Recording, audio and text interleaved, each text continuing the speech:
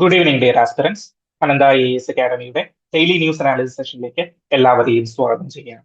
നമുക്ക് സമയം കളയാതെ ഫസ്റ്റ് ആർട്ടിക്കിളിലേക്ക് പോകാം. ഇന്നത്തെ പത്രം വളരെ രസകരമായിട്ടുള്ള പത്രമാണ്. ഒരുപാട് ന്യൂസുകളും ഒരുപാട് ആർട്ടിക്കിളുകളും അടങ്ങിയിട്ടുള്ള വളരെ ആ, നമുക്കൊരു സന്തോഷം തരുന്ന പത്രങ്ങളാണ്. കഴിഞ്ഞ ദിവസത്തെ പത്രങ്ങളൊക്കെ നോക്കുമ്പോൾ വെറുതെ പാസീവായിട്ട് പോകുന്ന പത്രമല്ല, നല്ല വാർത്തകൾ വരുന്നുണ്ട്.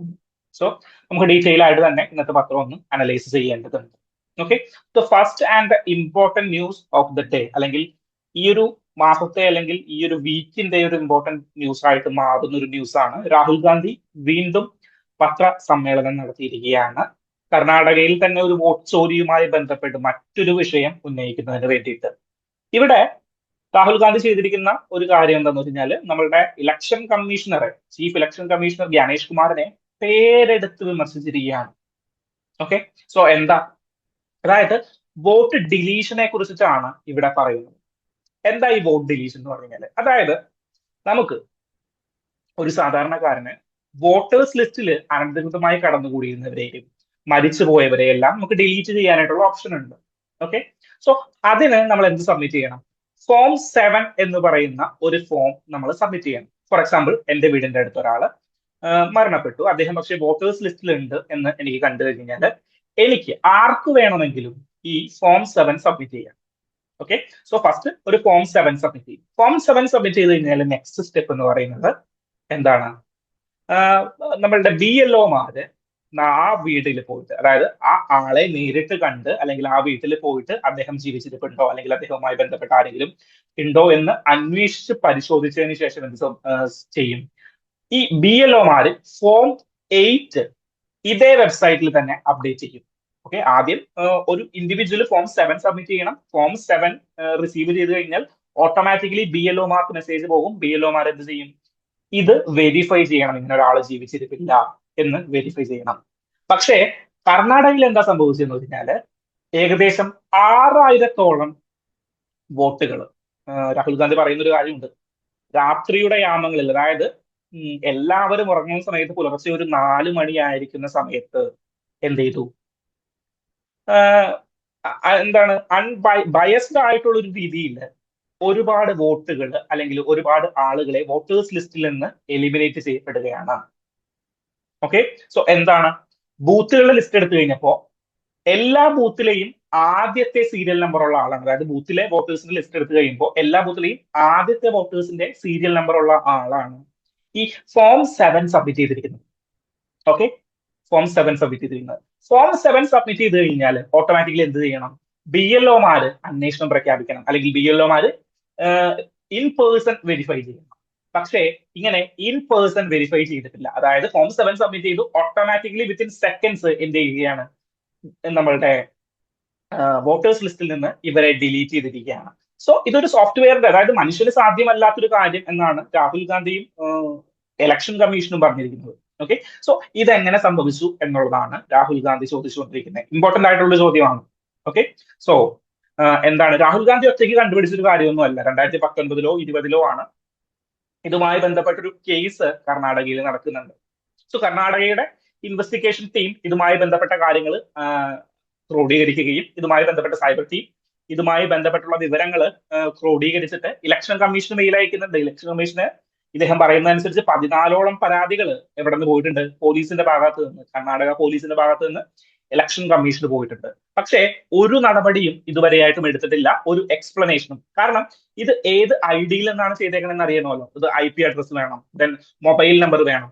ഇതെല്ലാം സ്റ്റോർ ചെയ്തിരിക്കുന്നത് എവിടെയാണ്? ഇലക്ഷൻ കമ്മീഷന്റെ സെർവറുകളിലാണ്.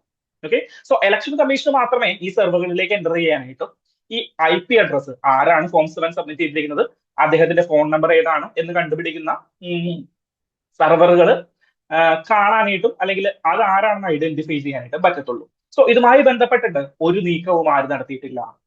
ഇലക്ഷൻ കമ്മീഷൻ നടത്തിയിട്ടില്ല. സോ അതൊരു എന്താണ്, അതൊരു മിസ്ലീഡ് ചെയ്യുന്ന അല്ലെങ്കിൽ സംതിങ് ഫിഷി എന്ന് നമുക്ക് പറയാനായിട്ട് സാധിക്കുന്ന ഒരു കാര്യമാണത്. സോ അതിന്റെ ഡീറ്റെയിൽ ആയിട്ടുള്ള ഒരു ഡിസ്കഷൻ ആയിരുന്നു ഇന്നലെ ഫുൾ ചർച്ചകളിൽ ഉണ്ടായിരുന്നത്. ഡെഫിനറ്റ്ലി ഡൽഹി മീഡിയാസ് അല്ലെങ്കിൽ ഗോലി മീഡിയാസ് ഇത് ടുക്കപ്പ് ചെയ്തിട്ടില്ല. എന്നാൽ രാജ്യത്തെ ഇമ്പോർട്ടന്റ് ആയിട്ടുള്ള ഒരു വിഷയം തന്നെയാണ്. ഓക്കെ, സോ ഈ ഒരു വിഷയം നിങ്ങൾ ഓർത്തിരിക്കുക. എങ്ങനെയാണ് ഈ ഒരു കേസ് വന്നത് അല്ലെങ്കിൽ എന്താണ് ഇതിന്റെ ഒരു അടിസ്ഥാനം. സോ ഫോം 17 കുറിച്ചും ഫോം 7 കുറിച്ചും ഫോം 8 കുറിച്ചിട്ടും നിങ്ങളൊന്ന് ചെറുതായിട്ടെങ്കിലും ഒന്ന് മനസ്സിലാക്കിയിരിക്കുക. ദെൻ നമ്മളുടെ ഡിസ്കഷനിലേക്ക് ഇതൊരു UPSC പെർസ്പെക്റ്റീവിൽ ഇമ്പോർട്ടന്റ് ആണോ എന്ന് ചോദിച്ചു കഴിഞ്ഞാൽ ഈ ഒരു ന്യൂസ് ഇമ്പോർട്ടന്റ് ആണ്. ദെൻ പൊളിറ്റിക്സ് ലീവ് ചെയ്തേക്കാം. നമ്മളുടെ പ്രിലിംസ് പെർസ്പെക്റ്റീവിലും മെയിൻസ് പെർസ്പെക്റ്റീവിലും ഇമ്പോർട്ടന്റ് ആയിട്ടുള്ള ഒരു ഫസ്റ്റ് ന്യൂസ് വരുന്നത് ഒരു ലോത്തലിനെ കുറിച്ചിട്ടാണ്. എന്താണ് ലോത്തൽ? എല്ലാവർക്കും അറിയാലോ. ഇതൊക്കെ നമ്മൾ എത്ര കണ്ടിരിക്കുന്നു. എന്താണ് ഇൻഡസ് വാലി സിവിലൈസേഷനുമായി ബന്ധപ്പെട്ട് ലോത്തൽ എന്ന് പറയുന്ന ഒരു സ്ഥലം പഠിക്കാത്ത ആരും UPSC പ്രിപ്പയർ ചെയ്യുന്നില്ല. ഓക്കെ, സോ ലോത്തൽ എന്ന് പറഞ്ഞാൽ എന്താണ്? ഇൻഡസ് വാലി സിവിലൈസേഷനുമായി ബന്ധപ്പെട്ട് കിടക്കുന്ന ഒരു പോർട്ട് ടൗൺ ആണ് ഈ ലോത്തൽ എന്ന് പറയുന്നത്. ലോത്തൽ എവിടെയാണ് സ്ഥിതി ചെയ്യുന്നത്? ലോത്തൽ നമ്മളുടെ ഗുജറാത്ത് തീരത്താണ് സ്ഥിതി ചെയ്തിരിക്കുന്നത്. സോ ഒരു പോർട്ട് ടൗൺ ആണ് ഈ ലോത്തൽ എന്ന് പറഞ്ഞു കഴിഞ്ഞാൽ ഇൻഡസ് വാലി സിവിലൈസേഷനുമായി ബന്ധപ്പെട്ട് കിടക്കുന്ന. അതേപോലെ നോക്കി, ഗുജറാത്തിന്റെ തീരത്ത് ലോത്തൽ എന്ന് പറയുന്ന ഒരു പോർട്ട് ടൗണിനെയാണ് ഇവിടെ പറയുന്നത്. ഓക്കെ, അങ്ങനെയാണെങ്കിൽ ഒരു ചോദ്യം ചോദിക്കട്ടെ. ലോത്തൽ എന്ന് പറയുന്നത് ഏത് നദിയുടെ തീരത്ത്? അതായത് ഏത് നദിയുടെ തീരത്ത്? അപ്പോൾ ഇൻഡസ് വാലി സിവിലൈസേഷൻ അല്ലേ നമ്മൾ പഠിച്ചത്. അപ്പോ ഏത് നദിയുടെ തീരത്താണ് ഈ ലോത്തൽ സ്ഥിതി ചെയ്യുന്നത്? ലോത്തൽ സ്ഥിതി ചെയ്തത് ബഘോവ എന്ന് പറയുന്ന ഒരു നദിയുടെ തീരത്താണ്. അതായത് നമ്മളുടെ ഈ ഗുജറാത്ത് ഏരിയയിൽ കൂടെ ഒരു സബർമതി നദി ഒഴുകുന്നുണ്ട്. നമ്മളുടെ സബർമതി ആശ്രമം നമ്മളുടെ ഗാന്ധിജി പോയി രൂപീകരിച്ച അംബാലാൽ സാരാഭായ് ക്രിയേറ്റ് ചെയ്തു കൊടുത്ത സബർമതി ആശ്രമം എവിടെ ഇരിപ്പുണ്ട്? സബർമതിയുടെ തീരത്തിരിപ്പുണ്ട്. ഈ സബർമതിയുടെ ഒരു കൈവഴിയാണ് ഈ ബഘോവ റിവർ എന്ന് പറയുന്നത്. ഏതാണ്? ബഘോവ റിവർ. സോ ആ ബഘോവ റിവറിന്റെ തീരത്താണ് എന്തുള്ളത്? ലോത്തൽ എന്ന് പറയുന്ന പോർട്ട് ടൗൺ. സോ ഇത് ഡയറക്ട്ലി നമ്മളുടെ ഓഷ്യനിലേക്ക് കണക്ട് ചെയ്യുന്ന പോർട്ടാണോ? അല്ല, ഇതൊരു വാട്ടർ പോർട്ടാണ്, ഒരു ഇൻലാൻഡ് പോർട്ടാണ്. ഓക്കെ, സോ അവിടെ ഏത് നദിയുടെ തീരത്ത്? നമ്മളുടെ ബഗോവ നദിയുടെ തീരത്താണ് ഈ ലോത്തൽ എന്ന് പറയുന്ന നദിയുള്ളത്. സോ ഒരു കപ്പൽ, ചരക്ക് കപ്പൽ വരികയും ഇവിടെ ഡോക്ക് ചെയ്യുകയും, നമ്മുടെ ഗുജറാത്ത് തീരത്ത് എവിടെയെങ്കിലും ഡോക്ക് ചെയ്തിട്ട് അവിടെ നിന്ന് ചെറു വള്ളങ്ങളായിട്ട് അല്ലെങ്കിൽ ചെറിയ കപ്പലുകളായിട്ട് എവിടേക്ക് പോകും? ലോത്തൽ എന്ന് പറയുന്ന പോർട്ട് ടൗണിലേക്ക് പോകും. ദെൻ അവിടെ നിന്ന് different parts of Indus valley സിവിലൈസേഷനിലേക്ക് പോകും. അങ്ങനെയായിരുന്നു ഒരു ഇന്റർനാഷണൽ ട്രേഡ് എവിടെ ഉണ്ടായിരുന്നത്? നമ്മളുടെ ഇൻഡസ് വാലി സിവിലൈസേഷനിൽ ഉണ്ടായിരുന്നത്. ഓക്കെ, സോ എങ്ങനെയാണ് ബേസിക് സ്ട്രക്ചറുകൾ നിങ്ങൾക്ക് അറിയാം. ലോത്തൽ എന്താണെന്ന് പറഞ്ഞാൽ കൂടുതൽ ഡീറ്റെയിൽ ആയിട്ട് അറിയേണ്ട. ദെൻ ഇൻഡസ് വാലി സിവിലൈസേഷന്റെ സ്പെസിഫിക്കേഷനുകൾ എല്ലാം ഇവിടെ കാണാനായിട്ട് പറ്റും. ഒരു ബീഡ് ഫാക്ടറി ഇവിടെ ഉണ്ടായിരുന്നു. നമ്മളുടെ സാൻഹുദാരോയിലൊക്കെ കാണുന്നത് പോലെ തന്നെ ഉള്ള ഒരു ബീഡ് ഫാക്ടറി ഇവിടെ ഉണ്ടായിരുന്നു. ദെൻ സിറ്റഡൽ, ലോവർ ടൗൺ, അങ്ങനെ രണ്ട് രീതിയിൽ ഉണ്ടായിരുന്നു. ദെൻ ബേസിക് ഫാക്ടറികൾ മാത്രമാണ് അതിൽ ആഡ് ചെയ്യാനായിട്ടുള്ളത്. സോ ലോത്തൽ എവിടെയാണ്? ഗുജറാത്തിലാണ്. ഏത് നദിയാണ്? പലപ്പോഴും പലരും മറന്നു പോകും ഏത് നദിയാണ്.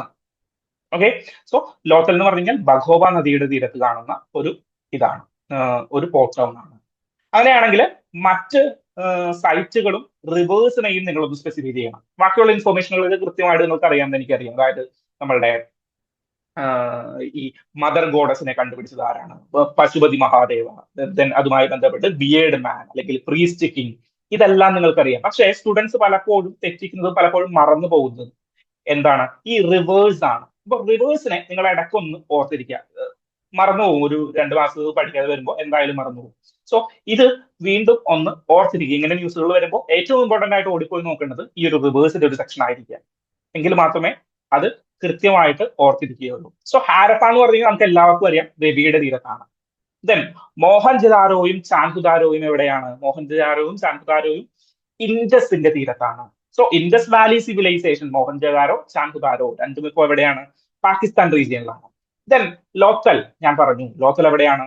ലോത്തൽ നമ്മളുടെ ബഘോവ റിവർ, സബർമതി ആശ്രമത്തിന്റെ സൈഡിലൂടെ ഒഴുകുന്ന സബർമതി റിവറിന്റെ കൈവഴിയാണ് ഈ ബഘോവ റിവർ എന്ന് പറഞ്ഞു കഴിഞ്ഞാൽ. Then കാളിബഗൻ and Banwari. കാളിബഗൻ എവിടെയാണ്? കാളിബഗൻ ഇൻ രാജസ്ഥാൻ അല്ലെ? കാളിബഗൻ രാജസ്ഥാനിലല്ലേ? കാളിബഗൻ രാജസ്ഥാനിലാണെന്ന് തോന്നുന്നു. If I am not wrong, Kalibangan രാജസ്ഥാനിലാണ്. സോ കാളിബഗൻ ഏതിലൂടെ ഒഴുകുന്നത്? കാളിബഗൻ ഒഴുകുന്നത് ഗഗർ എന്ന് പറയുന്ന ഒരു നദിയുടെ കീഴിലാണ്, അല്ലെങ്കിൽ ഗഗറിന്റെ തീരത്താണ് കാളിബഗൻ. കാളിബഗൻ ഒഴുകുന്നതല്ല, കാളിബഗൻ സിറ്റുവേറ്റ് ചെയ്തിരിക്കുന്നത്. മാറിപ്പോരുത്, കാളിബഗൻ സിറ്റുവേറ്റ് ചെയ്തിരിക്കുന്നത്. ദെൻ ബൻവാലി. ബൻവാലി എവിടെയാണ്? Banwari is in Haryana. ബൻവാലി കൂടാതെ ഇന്ത്യയിലെ ലാർജസ്റ്റ് സൈറ്റും എവിടെയാണ്? ഹരിയാനയിലുണ്ട്. ഏതാണ്? രാഖിഘരി. ഏതാണ്? രാഖിഘരി. സോ ബൻവാലിയും ഗഗറിന്റെ തീരത്താണ് ഒഴുകുന്നത്. സോ ബൻവാലി, കാളിബഗൻ. ദെൻ ധോലാവിര. ധോലാവിര എവിടെയാ പ്ലേസ് വന്നിരിക്കുന്നത്? ധോലാവിര എന്ന് പറയുന്ന സിറ്റി വന്നിരിക്കുന്നത് നമ്മുടെ ഗുജറാത്തിൽ തന്നെയാണ്. ഓക്കെ, സോ കൺഫ്യൂഷൻ ആയോ? ഏതൊക്കെ സിറ്റി ആണെന്ന് നിങ്ങൾ മുന്നേ പഠിച്ചിട്ടുണ്ടോ? പഠിച്ചിട്ടില്ലെങ്കിൽ ഇപ്പൊ പഠിച്ചു വെക്കുക. ചിലപ്പോൾ സ്വിച്ച് ഒന്നും നിങ്ങൾ കൃത്യമായിട്ട് വെച്ചിട്ടുണ്ടാവില്ല. ചിലപ്പോൾ ഇങ്ങനെ ഒരു ചോദ്യം ചോദിച്ചാലോ, ധോലാവിര ഈസ് ഇൻ രാജസ്ഥാൻ, അല്ലെങ്കിൽ ധോലാവിര ഈസ് ഇൻ ഹരിയാന എന്നൊക്കെ ചോദിച്ച് മാറ്റി തന്നു കഴിഞ്ഞാൽ നമുക്ക് ആ മാപ്പ് ഒന്ന് മനസ്സിലേക്ക് വരണം. നിങ്ങൾ ഇൻഡസ് വാലി സിവിലൈസേഷന്റെ മാപ്പ് നിങ്ങളുടെ മനസ്സിലുണ്ടെങ്കിൽ ആ മാപ്പ് ഓക്കെയാണ്. അല്ലെങ്കിൽ നമ്മൾ എന്ത് ചെയ്യണം, കൃത്യമായിട്ട് ആ ഒരു സ്ഥലങ്ങൾ എവിടെയാണെന്ന് പഠിച്ചു വെക്കുക.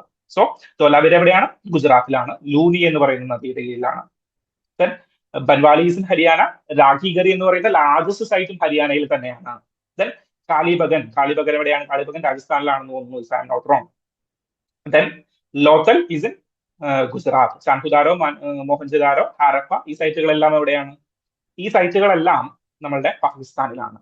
ഓക്കെ, സോ ഈ ഒരു ഇൻഫർമേഷൻ ഒന്ന് ഓർത്ത് വെച്ചേക്കുക. ദെൻ നമുക്ക് നെക്സ്റ്റ് ആർട്ടിക്കിളിലേക്ക് പോകണം. Next article is related to the breach of privilege motion, അല്ലെങ്കിൽ സിംപ്ലി ദ പ്രിവിലേജ് മോഷൻ. എന്താണ് പ്രിവിലേജ് മോഷൻ? ഇത് കേരള നമ്മളുടെ ലെജിസ്ലേറ്റീവ് അസംബ്ലി നടന്നുകൊണ്ടിരിക്കുകയാണല്ലോ. രാഹുൽ മാങ്കൂട്ടത്തിൽ രാവിലെ എത്തുമോ ഇല്ലയോ എന്നുള്ള വാർത്തയിലേക്കാളും ഉപരിയായിട്ട് നമ്മൾ UPSC ആസ്പിരന്റ് എന്ത് ചെയ്യണം? അവിടെ നടന്ന പ്രക്രിയകളെ ഒന്ന് അനലൈസ് ചെയ്യാനായിട്ട് ശ്രമിക്കണം. സോ അടിയന്തര പ്രമേയം എന്ന് പറഞ്ഞു കഴിഞ്ഞാൽ എന്താണ്? അടിയന്തര പ്രമേയം എന്ന് പറഞ്ഞു കഴിഞ്ഞാൽ സഭാ നടപടികൾ നിർത്തിവെച്ചുകൊണ്ട് ചർച്ച ചെയ്യാനായിട്ടുള്ള പ്രമേയത്തെയാണ് എന്ത്? അടിയന്തര പ്രമേയ നോട്ടീസ് എന്ന് പറയുന്നത്. കഴിഞ്ഞ ദിവസം അടിയന്തര പ്രമേയ നോട്ടീസ് അവിടെ ഇൻട്രൊഡ്യൂസ് ചെയ്തിട്ടുണ്ടായിരുന്നു. നമ്മളുടെ കേരള ലെജിസ്ലേറ്റീവ് അസംബ്ലിയിൽ ഇൻട്രൊഡ്യൂസ് ചെയ്തിട്ടുണ്ടായിരുന്നു. സോ നിങ്ങൾ എവിടെ പോകണമെന്ന് വെച്ച് കഴിഞ്ഞാൽ ലക്ഷ്മികാന്തിലെ പാർലമെന്റ് എന്ന് പറയുന്ന ഒരു സെക്ഷനിലേക്ക് പോവുക. പാർലമെന്റ് എന്ന് പറയുന്ന സെക്ഷനിലേക്ക് പോവുക. അവിടെ മോഷൻസ് എന്താണ് എന്ന് പറഞ്ഞ് എഴുതിയിട്ടുണ്ട്. Different types of motion, non confidence motion, breach of privilege motion, അടിയന്തര പ്രമേയം, അങ്ങനെ ഡിഫറെന്റ് മോഷൻസിനെ കുറിച്ചിട്ട് അവിടെ എഴുതിയിട്ടുണ്ട്.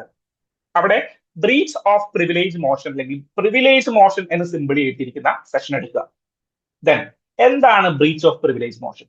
അതായത് ലെജിസ്ലേറ്റീവ് അസംബ്ലിയിലും പെർട്ടിക്കുലർലി പാർലമെന്റിലും എന്തുണ്ട്? നമുക്ക് നമ്മളുടെ MP മാർക്കും MLA മാർക്കും പ്രിവിലേജസുകൾ ഉണ്ട്. എന്താണ്? അവർക്ക് ശരിയെന്ന് തോന്നുന്ന കാര്യം കൃത്യമായിട്ട് പറയാനായിട്ടുള്ള, അല്ലെങ്കിൽ പേടി കൂടാതെ പറയാനായിട്ടുള്ള എന്തുണ്ട്? പ്രിവിലേജ് അവർക്കുണ്ട്. സോ ആ പ്രിവിലേജ്, അതായത് പാർലമെന്റിൽ നിങ്ങൾ പറഞ്ഞ ഒരു കാര്യത്തിന് പിന്നീട് നിങ്ങൾക്ക് ഒരു കേസും വരില്ല. ഓക്കെ, പാർലമെന്റിൽ നിങ്ങൾ ഒരു കാര്യം പറഞ്ഞത് വ്യക്തവും കൃത്യവും ശക്തവുമാണെങ്കിൽ അതിനെതിരെ ഒരു കോടതിയും കേസിന് പോകാൻ പാടില്ല. ഒരു കോടതിയിലും കേസിന് പോകാൻ പാടില്ല. ഒരു കോടതിയും സിവിൽ കേസോ ക്രിമിനൽ കേസോ എടുക്കാനായിട്ട് പാടില്ല. ഓക്കെ, സോ ആ ഒരു പ്രിവിലേജ് ആർക്കുണ്ട്? MP മാർക്കും MLA മാർക്കും ഉണ്ട്. സോ ആ ഒരു പ്രിവിലേജിനെ ബ്രീച്ച് ചെയ്യുന്ന സിറ്റുവേഷനുകൾ ചിലപ്പോൾ ഉണ്ടാവാറുണ്ട്. കാരണം പാർലമെന്റിൽ നമ്മളുടെ MP-യും MLA-മാരും അവർക്ക് യൂസ് ചെയ്യാൻ പറ്റുന്ന ഈ പ്രിവിലേജ് യൂസ് ചെയ്തുകൊണ്ട് ചിലപ്പോൾ കള്ളം പറഞ്ഞു വരാം. സോ അങ്ങനെ കള്ളം പറഞ്ഞു എന്ന് ലീഡർ ഓഫ് ഒപ്പോസിഷനോ അല്ലെങ്കിൽ ബാക്കി ഏതെങ്കിലും MLA-സിനോ MP-സിനോ തോന്നിക്കഴിഞ്ഞാൽ അവർ ഇൻട്രൊഡ്യൂസ് ചെയ്യുന്ന മോഷനാണ് the breach of privilege motion. ഏതാണ്? അല്ലെങ്കിൽ ബ്രീച്ച് ഓഫ് പ്രിവിലേജ് മോഷൻ, അല്ലെങ്കിൽ സിംപ്ലി പ്രിവിലേജ് മോഷൻ. സോ ഇവിടെ എന്താ സംഭവിച്ചേ? നമ്മളുടെ ചീഫ് മിനിസ്റ്റർ പറഞ്ഞു, ഞങ്ങൾ കഴിഞ്ഞ 10 വർഷങ്ങളിലായിട്ട് അധികാരത്തിലിരിക്കുകയാണ്, ഞങ്ങൾ 144ഓളം പോലീസുകാരെ എന്ത് ചെയ്തിട്ടുണ്ട്? സർവീസിൽ നിന്ന് പിരിച്ചുവിട്ടിട്ടുണ്ട്. അടിയന്തര പ്രമേയ നോട്ടീസുമായി ബന്ധപ്പെട്ടിട്ടുള്ള ചർച്ചയിലാണ് നമ്മളുടെ CM ഇങ്ങനെ പറഞ്ഞത്. പക്ഷേ നമ്മളുടെ രമേശ് ചെന്നിത്തല ജി പറയുന്നത് എന്താണ്? ജി പറഞ്ഞു, കഴിഞ്ഞ നമ്മളുടെ LOP ആണ്, അല്ലെങ്കിൽ ലീഡർ ഓഫ് ഒപ്പോസിഷൻ ആണ് കേരളയുടെ, ഇപ്പൊ VD സതീശനാണ്. സോ രമേശ് ചെന്നിത്തല ജി പറഞ്ഞു, ഈ കണക്ക് തെറ്റാണ്. നാഷണൽ ക്രൈം റെക്കോർഡ് ബ്യൂറോയുടെ കണക്ക് പ്രകാരം 66 പേരെ മാത്രമാണ്, അല്ലെങ്കിൽ 52 പേരെ മാത്രമാണ് തിരിച്ച് വിട്ടിരിക്കുന്നത് എന്ന് ആര് പറഞ്ഞു? നമ്മളുടെ രമേശ് ചെന്നിത്തല ജി പറഞ്ഞു. സോ രമേശ് ചെന്നിത്തല ജിയുടെ ആർഗ്യുമെന്റ് പ്രകാരം എന്താണ്? മുഖ്യമന്ത്രി സഭയെ കള്ളം ധരിപ്പിച്ചു, അല്ലെങ്കിൽ മുഖ്യമന്ത്രി സഭയിൽ എന്ത് ചെയ്തു? കള്ളം പറഞ്ഞു. സോ അവരെന്ത് ചെയ്യും? രമേശ് ചെന്നിത്തല ജിയും ബാക്കിയുള്ള കോൺഗ്രസ് അനുയായികളും എന്ത് ചെയ്യും? അവര് ബ്രീച്ച് ഓഫ് പ്രിവിലേജ് മോഷൻ, അല്ലെങ്കിൽ simply privilege motion put forward ചെയ്യും. Okay, so privilege motion put forward ചെയ്യും. ഒരു മോഷൻ പുട്ട് ഫോർവേഡ് ചെയ്ത് കഴിഞ്ഞാൽ അതിന്മേൽ ചർച്ച നടക്കും. ഓക്കെ, ഒരു മോഷൻ പുട്ട് ഫോർവേഡ് ചെയ്ത് കഴിഞ്ഞാൽ, ഫോർ എക്സാമ്പിൾ ഒരു ബില്ല് ഇൻട്രൊഡ്യൂസ് ചെയ്യുന്നത് ഫസ്റ്റ് ഒരു മോഷൻ ആയിട്ടല്ലേ? ഓക്കെ, സോ അതുപോലെ തന്നെ ഏത് മോഷൻ ഇൻട്രൊഡ്യൂസ് ചെയ്ത് കഴിഞ്ഞാലും അതിന്മേൽ ഒരു ചർച്ച നടക്കും. ചർച്ച നടന്നിട്ട് ഈ മോഷൻ വോട്ടിനിടും, പാസ്സാകണോ വേണ്ടയോ എന്ന് തീരുമാനിക്കും. ഓക്കെ, അങ്ങനെ വോട്ടിനിട്ട് കഴിഞ്ഞാൽ normally breach of privilege motion ഒന്നും പാസ്സാകാറില്ല. കാരണം എന്താ? ബ്രീച്ച് ഓഫ് പ്രിവിലേജ് മോഷൻ പാസ്സാക്കുന്നത് സിമ്പിൾ മെജോറിറ്റിയിലാണ്. സഭയിൽ ആർക്കായിരിക്കും മെജോറിറ്റി കൂടുതൽ? നമ്മളുടെ LDF കമ്മ്യൂണിറ്റിക്കായിരിക്കും, അല്ലെങ്കിൽ നമ്മളുടെ പാർലമെന്റിലാണെങ്കിൽ NDA-ക്കായിരിക്കും. സോ ഭരിക്കുന്ന പാർട്ടിക്കായിരിക്കും അവിടെ എന്ത് കൂടുതൽ? മെജോറിറ്റി കൂടുതൽ. പക്ഷേ സോ അങ്ങനെയുള്ള നമ്മുടെ ബ്രീച്ച് ഓഫ് പ്രിവിലേജ് മോഷനോ പ്രിവിലേജ് മോഷൻ പോലെയുള്ള കാര്യങ്ങളൊന്നും എന്ത് ചെയ്യാറില്ല, സഭയിൽ പാസ്സാകാറില്ല. അങ്ങനെയാണെങ്കിൽ ഞാൻ ഒരു ചോദ്യം ചോദിക്കട്ടെ. ബ്രീച്ച് ഓഫ് പ്രിവിലേജ് മോഷൻ സഭയിൽ പാസ്സായി എന്ന് നിങ്ങൾ വിചാരിക്കുക. For example, breach of privilege motion സഭയിൽ ഇൻട്രൊഡ്യൂസ് ചെയ്തപ്പോൾ സഭയിൽ അത് പാസ്സായി. What does that indicate? എന്താണ് അത് ഇൻഡിക്കേറ്റ് ചെയ്യുന്നത്? ഇറ്റ് സിംപ്ലി ഇൻഡിക്കേറ്റ് ദാറ്റ് സഭയില് ഭരിക്കുന്ന പാർട്ടിക്ക് ഭൂരിപക്ഷമില്ല. സഭയില് ഭരിക്കുന്ന പാർട്ടിക്ക് ഭൂരിപക്ഷമില്ല. So breach of privilege motion പാസ്സായി കഴിഞ്ഞാൽ, അല്ലെങ്കിൽ ഏതൊരു മോഷനും, ഫോർ എക്സാമ്പിൾ നമ്മളുടെ പ്രതിപക്ഷമോ അല്ലെങ്കിൽ ഭരണപക്ഷമല്ലാത്ത ആരെങ്കിലും കൊണ്ടുവരുന്ന ഒരു മോഷൻ സഭയിൽ പാസ്സായി കഴിഞ്ഞാൽ ഓട്ടോമാറ്റിക്കലി ചിന്തിക്കുക എന്ത്?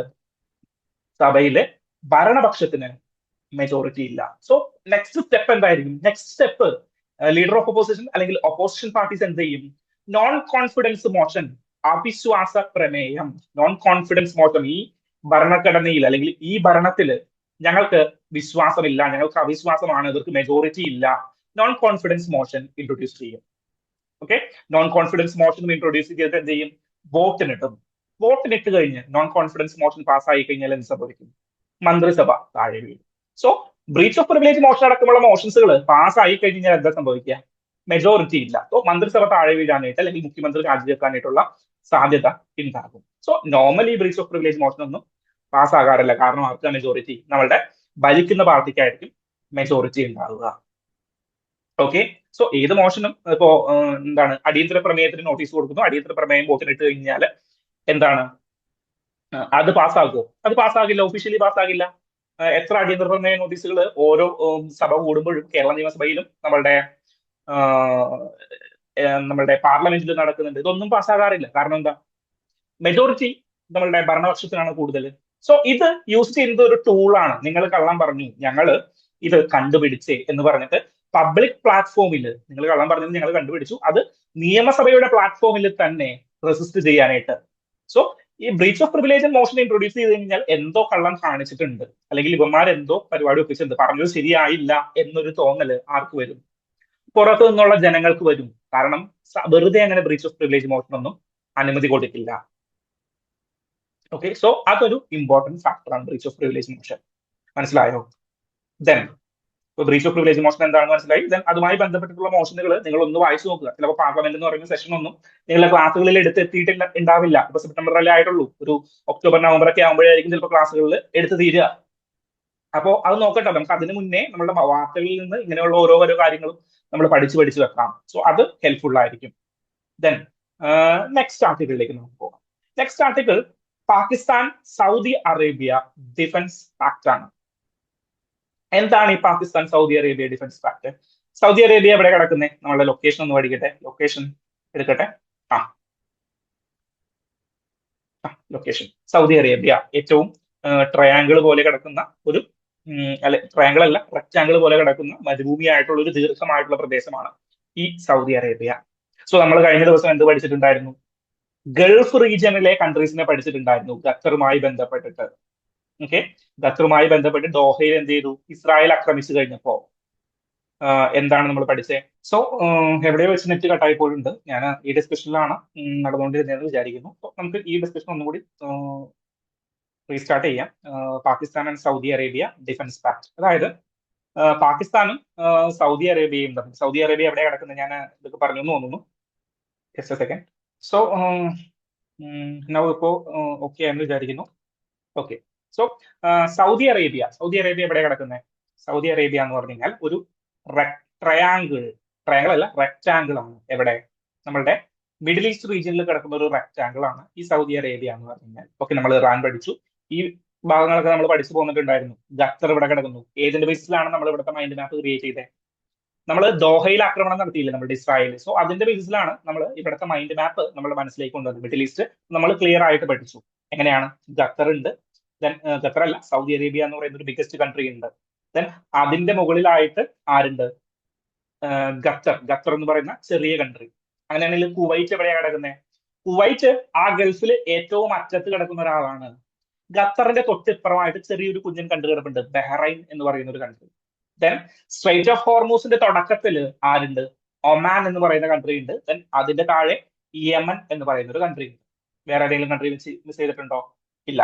ഓക്കെ. സോ മിഡിൽ ഈസ്റ്റ് എന്ന് പറയുന്ന ഒരു സ്ഥലത്തെ നമ്മൾ പഠിച്ചു. ഇറാൻ, ഇറാഖൊക്കെ മിഡിൽ ഈസ്റ്റിന്റെ ഭാഗമാണ്. ഓക്കെ. സോ അത് നമ്മൾ ഇറാന്റെ ഒരു പശ്ചാത്തലത്തിൽ നമ്മൾ ഒരു മാപ്പും വരച്ചു വെച്ചിട്ടുണ്ട്. ദെൻ സൗദി അറേബ്യ റീജിയൻ ആയിട്ട് നമ്മൾ ഇസ്രായേലിൽ നിന്ന് തുടങ്ങി പുറത്തേക്ക് പോകുന്ന രീതിയിൽ നമ്മൾ ഒരു മാപ്പ് പഠിച്ചു.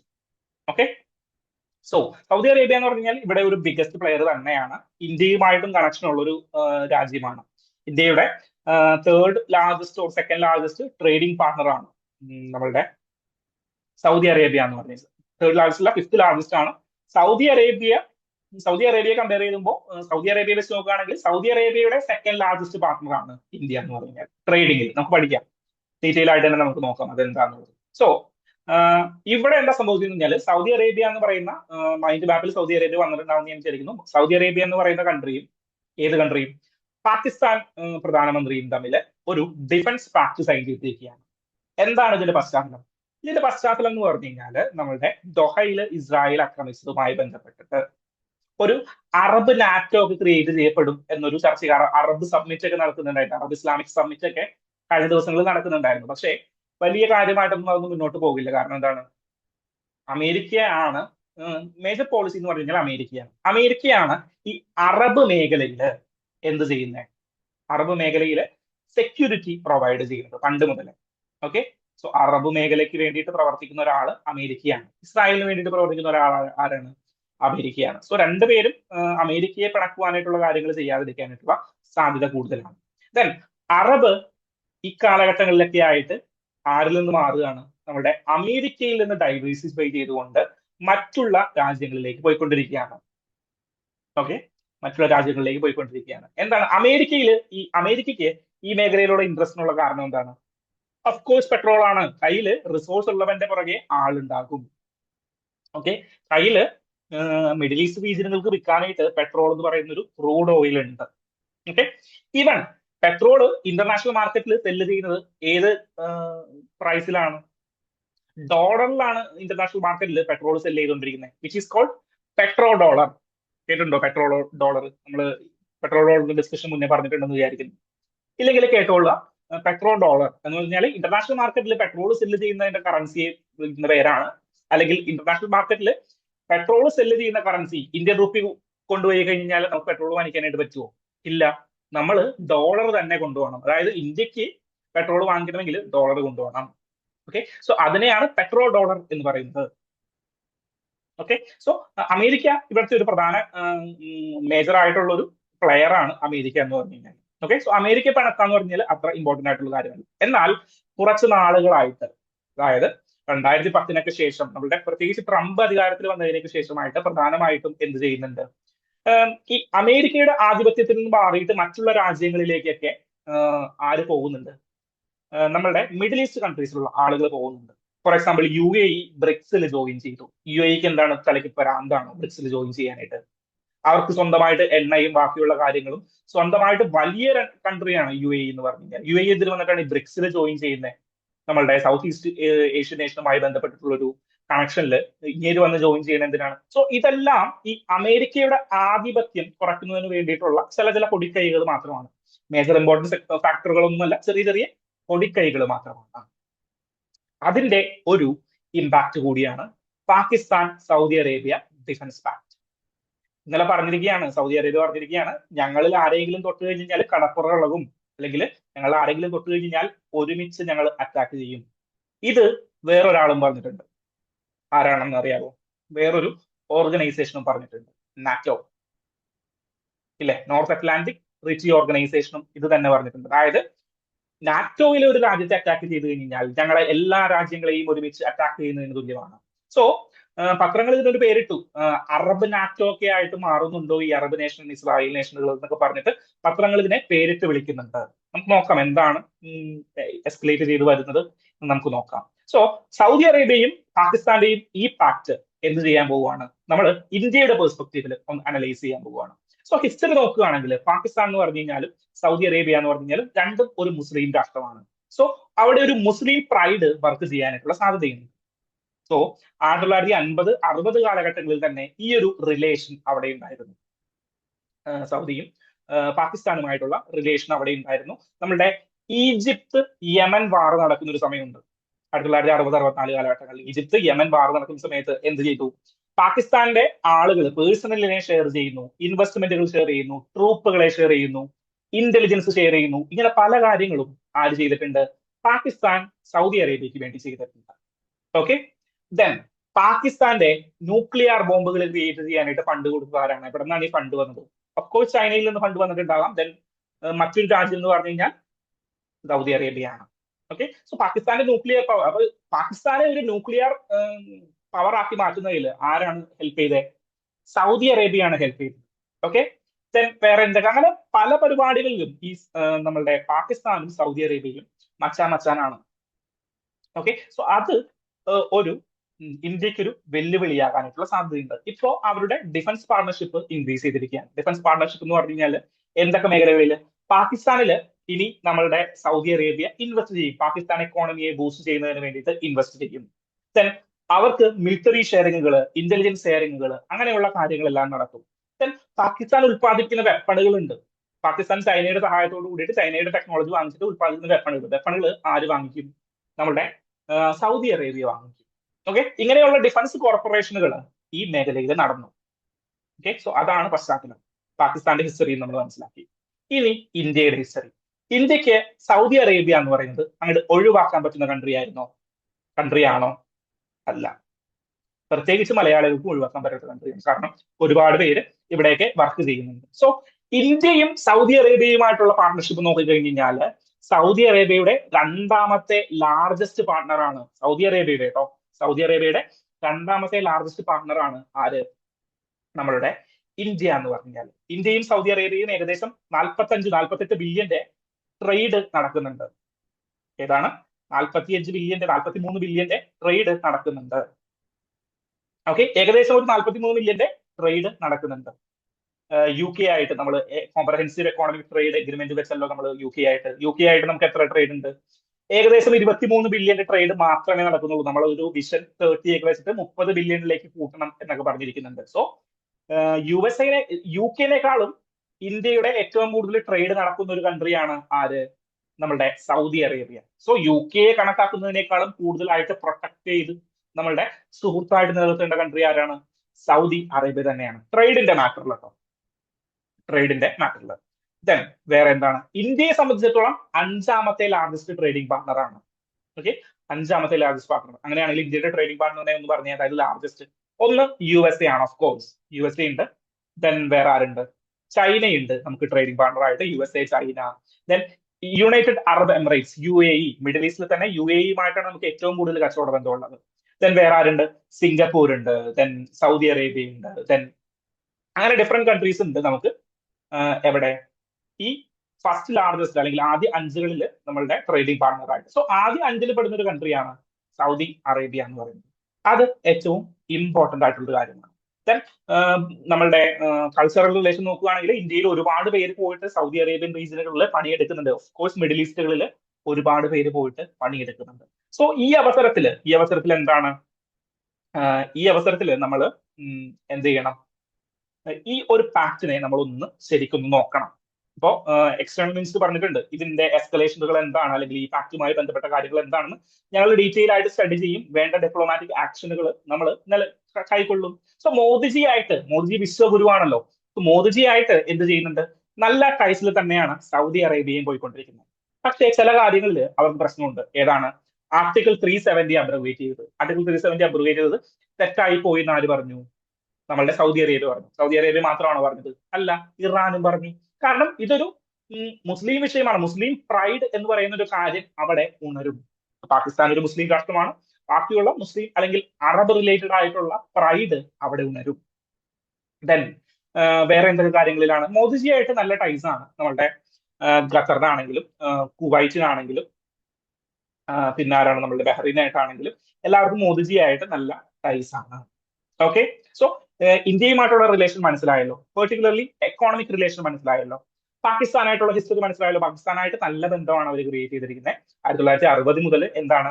യമൻ ഈജിപ്ത് വാറിൽ തുടങ്ങുന്ന ബന്ധമാണ്. ദെൻ ന്യൂക്ലിയർ സപ്പോർട്ടുകൾ കൊടുത്തു, ഇൻവെസ്റ്റ്മെന്റുകൾ ഫെസിലിറ്റീസ് കൊടുത്തു. ദെൻ പല സൗദി അറേബ്യൻ ട്രൂപ്പുകളെയും പേഴ്സണൽസിനെയും പാകിസ്ഥാനിൽ കൊണ്ടുവന്ന് ട്രെയിൻ ചെയ്യിപ്പിക്കും. ഓക്കെ, ദെൻ പാകിസ്ഥാന്റെ എയർഫോഴ്സ് ആളുകളെ സൗദി അറേബ്യയിൽ കൊണ്ടുപോയി ട്രെയിൻ ചെയ്യും. അങ്ങനെ മിലിറ്ററി ബന്ധമായിട്ട് പണ്ട് തുടങ്ങിയ ബന്ധങ്ങളുണ്ട് നമുക്ക്. ഓക്കെ, ആ അവസരത്തിലാണ് ഇന്ത്യ വരുന്നത്. ഇന്ത്യയുമായിട്ടും നല്ല ബന്ധങ്ങളുണ്ട്. സെക്കൻഡ് ലാർജസ്റ്റ് ട്രേഡിംഗ് പാർട്ണർ ആണ് നമ്മളുടെ സൗദി അറേബ്യയെ സംബന്ധിച്ചിടത്തോളം. ഓക്കെ, സോ ആ ഒരു സിറ്റുവേഷൻ ക്ലിയർ ആയല്ലോ. അങ്ങനെയാണെങ്കിൽ നമ്മളുടെ ടെക്സ്റ്റ് ആൻഡ് കോണ്ടെക്സ്റ്റ് സെഷനിൽ മറ്റൊരു ചോദ്യം ഉണ്ട്. ദോഹയിൽ ആക്രമണം നടത്തിയപ്പോ നമ്മളുടെ പതിവ് രീതിയിൽ നിന്ന് മാറിയിട്ട് നമ്മളുടെ ഖത്തറിനെ സപ്പോർട്ട് ചെയ്തുകൊണ്ട് എന്തിന് ഇന്ത്യ വന്നു?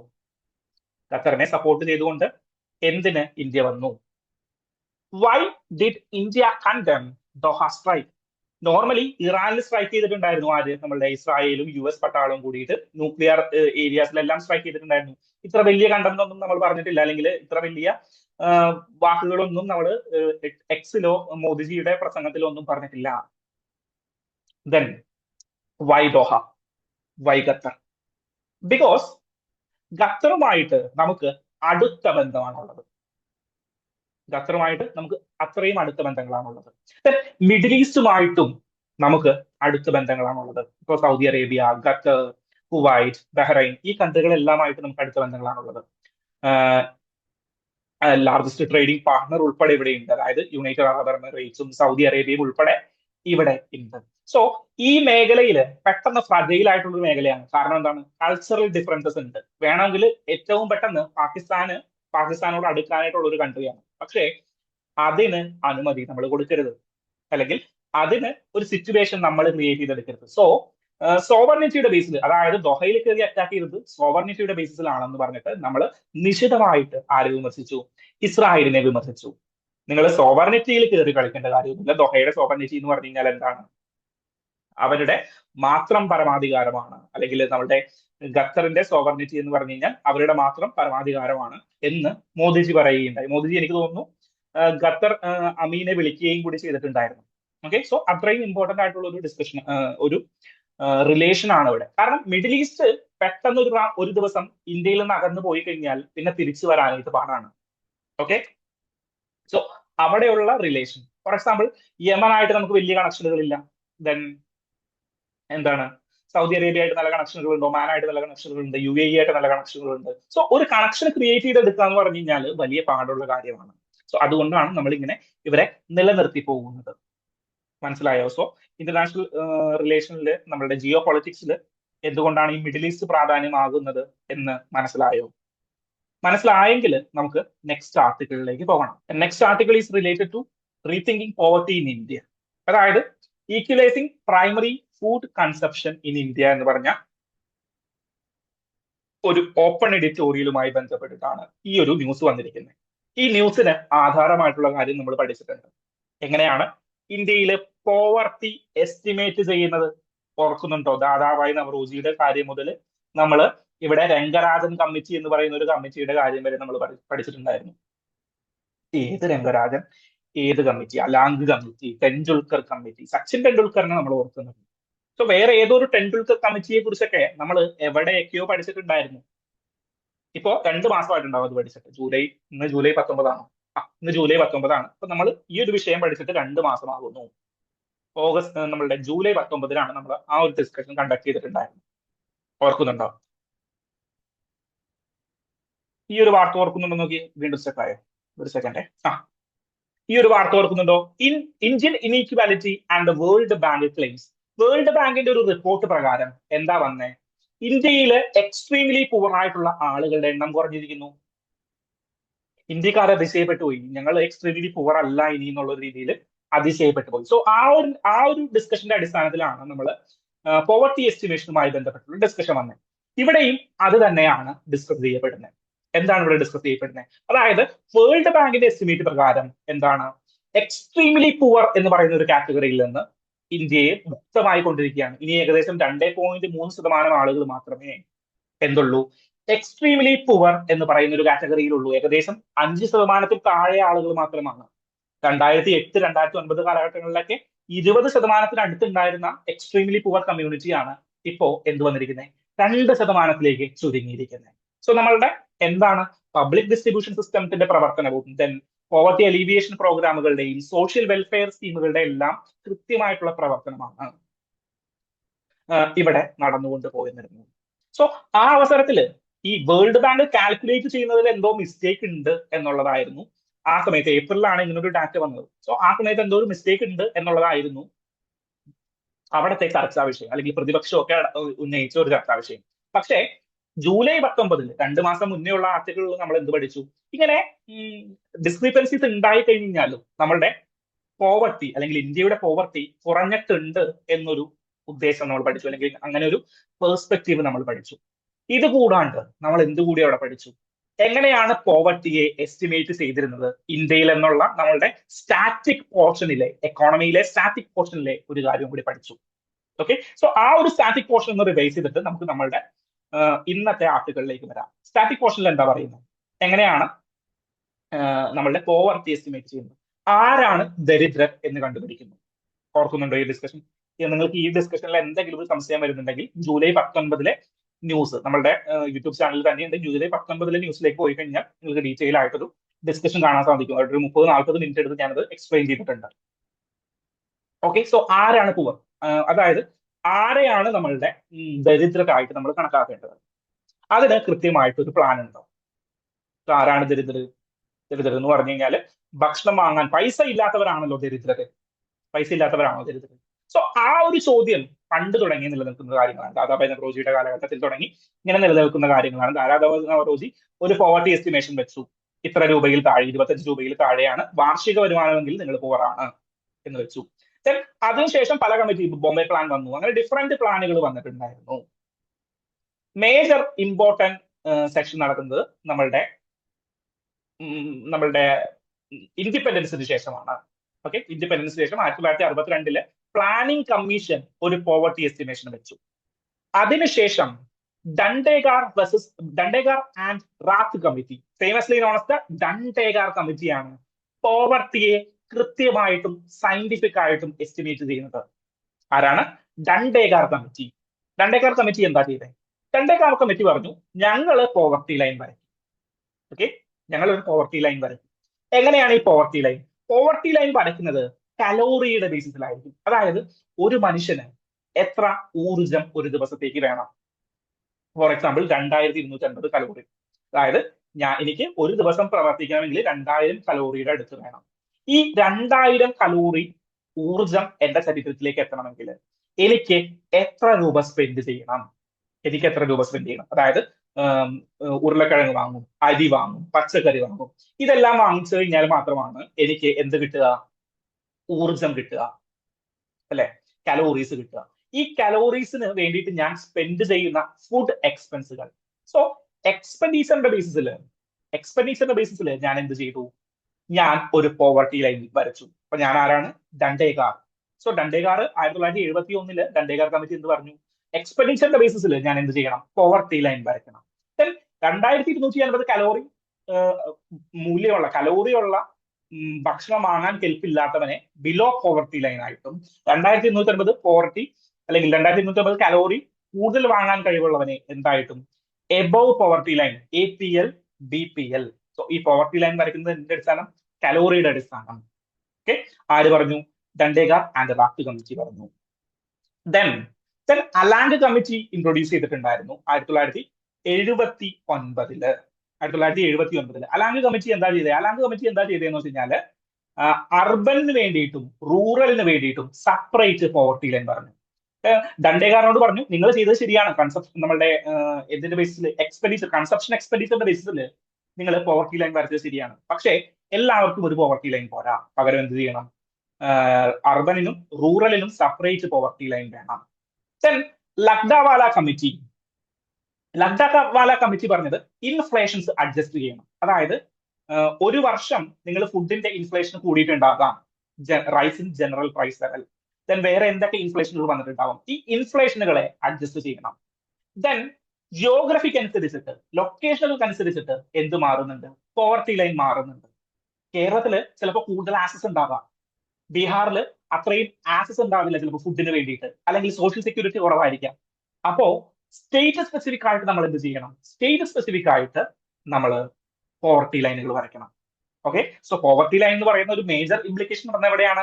ഡണ്ടേക്കാർ ആൻഡ് റാഫ്റ്റ് കമ്മിറ്റിയാണ്. Dandekar committee, famously known as Dandekar committee. Then Alagh committee വരുന്നു 79-ല്. ദെൻ 93-ല് ആര് വരുന്നു? ലഗ്ഡാവാല കമ്മിറ്റി വരുന്നു. ദെൻ ലഗ്ഡാവാല കമ്മിറ്റിക്ക് ശേഷം ദ മേജർ ചേഞ്ച് വരുന്നത് ടെൻഡുൽക്കർ കമ്മിറ്റിയാണ്. സോ ടെൻഡുൽക്കർ കമ്മിറ്റി പറഞ്ഞൊരു കാര്യം എന്താണെന്ന് വെച്ച് കഴിഞ്ഞാൽ, ശരിയാണ്, നമ്മളുടെ കൺസപ്ഷൻ എക്സ്പെൻഡിച്ചറിന്റെ ബേസിസിൽ പോവർട്ടി ലൈൻ വരച്ചിട്ടുണ്ടല്ലോ, പക്ഷേ ഒരാളുടെ പോവർട്ടി നിർണ്ണയിക്കുന്നത് എന്ത് മാത്രമല്ല, ഫുഡ് മാത്രമല്ല. സോ കുറച്ചും കൂടി പോവർട്ടിയുടെ വിഷൻ അല്ലെങ്കിൽ പോവർട്ടിയുടെ എയിം അല്ലെങ്കിൽ പോവർട്ടിയുടെ ബേസ് ഒന്ന് എലാബറേറ്റ് ചെയ്തു. എന്നിട്ട് അദ്ദേഹം എന്ത് പറഞ്ഞു? അദ്ദേഹം പറഞ്ഞു പോവർട്ടി എന്ന് പറഞ്ഞു കഴിഞ്ഞാൽ നമ്മൾ ഈ അരിയും ഉരുളക്കിഴങ്ങും വാങ്ങിക്കാനായിട്ട് കിട്ടുന്ന പൈസ മാത്രം കണക്കാക്കിയപ്പോ പോരാ, എഡ്യൂക്കേഷണൽ എക്സ്പെൻഡിച്ചർ വേണം. അതർ കാര്യങ്ങൾക്ക് വേണ്ടിയിട്ട് ചിലപ്പോ നമ്മളുടെ ബുക്കുകൾ വാങ്ങാൻ, അങ്ങനെയുള്ള കാര്യങ്ങൾക്ക് വേണ്ടിയിട്ടുള്ള എല്ലാ കാര്യങ്ങളും നമ്മൾ എന്തിൽ ഇൻക്ലൂഡ് ചെയ്യണം? നമ്മളുടെ പോവർട്ടി നിർണ്ണയിക്കുന്ന വര വരയ്ക്കുമ്പോൾ ഇൻക്ലൂഡ് ചെയ്യണം. ദെൻ മിക്സഡ് റെഫറൻസ് പീരീഡ്, അതായത് മിക്സഡ് റെഫറൻസ് പീരീഡ് എന്ന് പറഞ്ഞാൽ, റെഫറൻസ് പീരീഡ് എന്ന് പറഞ്ഞു കഴിഞ്ഞാൽ ഒരു സാധനം, ഫോർ എക്സാമ്പിൾ, അത് ഞാൻ ഡീറ്റെയിൽ ആയിട്ട് നമ്മുടെ ക്ലാസ്സിൽ പറഞ്ഞിട്ടുണ്ട്. ഒരു പ്രൊഡക്റ്റ്, ഫോർ എക്സാമ്പിൾ നിങ്ങൾ അരി നിങ്ങൾ വാങ്ങിച്ചു കഴിഞ്ഞിട്ട് വീണ്ടും അത് റിപ്പീറ്റഡ് ആയിട്ട് വാങ്ങിക്കുന്നുണ്ട് അല്ലെ? സോ അരി നിങ്ങൾക്ക് ദിവസവും ആവശ്യമുള്ള ഒരു സാധനമാണ്. പക്ഷേ ഫോർ എക്സാമ്പിൾ നിങ്ങളൊരു എഡ്യൂക്കേഷൻ എക്സ്പെൻഡിച്ചർ, ഫോർ എക്സാമ്പിൾ നിങ്ങൾ ഒരു ബുക്ക് വാങ്ങിച്ചു. സോ അരി നിങ്ങൾ വാങ്ങിക്കുന്നത് പോലെ അത്ര റെക്കറിംഗ് ആയിട്ട് നിങ്ങൾ ബുക്കുകൾ വാങ്ങിക്കാറില്ല. ഓക്കെ, സോ ഒരു മിക്സഡ് റെഫറൻസ് പീരീഡ് അവിടെ ഇൻട്രൊഡ്യൂസ് ചെയ്തു. റെഫറൻസ് പീരീഡ് എന്ന് പറഞ്ഞു കഴിഞ്ഞാൽ ഈ ഒരു ടൈം ഗ്യാപ്പിനെയാണ് പറയുന്നത്. സോ ടെൻഡുൽക്കർ കമ്മിറ്റി കുറച്ചും കൂടി ഇലാബറേറ്റ് ചെയ്തു. ദെൻ അടുത്തതായിട്ട് വന്നതാണ്, നിയറസ്റ്റ് ആയിട്ട് വന്നതാണ് Rangarajan committee. Okay, Rangarajan committee എന്ത് ചെയ്തു? മോഡിഫൈഡ് മിക്സഡ് റെഫറൻസ് പോയിന്റിനെ മോഡിഫൈ ചെയ്തു. ദെൻ അദ്ദേഹം എന്ത് ചെയ്തു? ഇതിനെ ഒന്നും കൂടിയിട്ട് എലാബറേറ്റ് ചെയ്തു. സോ നമ്മൾ ടെൻഡുൽക്കർ കമ്മിറ്റി, രംഗരാജൻ കമ്മിറ്റി ഇതിനെ ഒന്ന് എലാബറേറ്റ് ചെയ്യുകയാണ് ചെയ്തത്. ഓക്കെ, സോ ആദ്യം ന്യൂട്രീഷന്റെ ബേസിസിൽ അല്ലെങ്കിൽ നമ്മളുടെ കൺസപ്ഷൻ എക്സ്പെൻഡിച്ചറിന്റെ ബേസിസിൽ പോവർട്ടി ലൈൻ വരയ്ക്കാൻ തുടങ്ങി. അതിനെ ഇലാബറേറ്റ് ചെയ്ത് ഇപ്പോ ഡിഫറെന്റ് ആംഗിളുകളിലേക്ക് വന്നിരിക്കുകയാണ്. എന്നിട്ട് ഞാൻ അന്നൊരു എക്സാമ്പിൾ കൂടി പറഞ്ഞിട്ടുണ്ടായിരുന്നു. അതായത് ടെൻഡുൽക്കർ കമ്മിറ്റിയുടെ ബേസിസിലും ലഗ്ഡാവാല കമ്മിറ്റിയുടെ ബേസിസിലും എന്ത് ചെയ്തു? പോവർട്ടി എസ്റ്റിമേറ്റ് ചെയ്തു. ഓക്കെ, സോ ടെൻഡുൽക്കർ കമ്മിറ്റിയുടെ പോവർട്ടി വെച്ച് നോക്കിക്കഴിഞ്ഞപ്പോൾ ടെൻഡുൽക്കർ കമ്മിറ്റിയുടെ പോവർട്ടി കൂടുതലാണ്. അതായത് ഇന്ത്യയിൽ കുറച്ച് കൂടുതൽ ആളുകൾക്ക് പോവർട്ടി ഉണ്ട്. ലഗ്ഡാവാല കമ്മിറ്റിയുടെ എസ്റ്റിമേഷൻ വെച്ച് നോക്കുകയാണെങ്കിൽ പോവർട്ടി കുറഞ്ഞിട്ടുണ്ട്. അപ്പോ നമ്മളൊരു പോളിസി ഇംപ്ലിമെന്റ് ചെയ്യുമ്പോൾ, നമ്മളൊരു സിവിൽ സർവന്റ് അല്ലേ, പോളിസി ഇംപ്ലിമെന്റ് ചെയ്യുമ്പോൾ നമ്മളുടെ പബ്ലിക് ഡിസ്ട്രിബ്യൂഷൻ സിസ്റ്റത്തിൽ നമ്മൾ റേഷൻ കടയിൽ വന്ന ഒരാളെ നിൽക്കുമ്പോൾ റേഷൻ കടക്കാരൻ പറയാൻ, നിങ്ങൾ ലഗ്ഡാവാല കമ്മിറ്റിയുടെ പോവർട്ടി ലൈനിൽ പെടുന്ന ആളല്ല, അതുകൊണ്ട് നിങ്ങൾക്ക് അരിയില്ല എന്ന് പറയാനായിട്ട് പറ്റുമോ? പറ്റില്ല. അല്ലെങ്കിൽ ടെൻഡുൽക്കർ കമ്മിറ്റിയുടെ പോവർട്ടിയിൽ നിങ്ങൾ ഉൾപ്പെടുന്നില്ല, അതുകൊണ്ട് നിങ്ങൾക്ക് അരിയില്ല എന്ന് പറയാൻ പറ്റുമോ? പറയാൻ പറ്റില്ല. സോ ഈ പോവർട്ടി എസ്റ്റിമേഷന്റെ ബേസിസിൽ ചില ബയസുകൾ സംഭവിക്കാം. ഓക്കെ, പോവർട്ടി എസ്റ്റിമേറ്റ് ചെയ്യുമ്പോൾ ചില ബയസുകൾ സംഭവിക്കാം. ആ ബയസുകളാണ് ജൂലൈ 19 നമ്മൾ ഡിസ്കസ് ചെയ്തിട്ടുണ്ടായിരുന്നത്.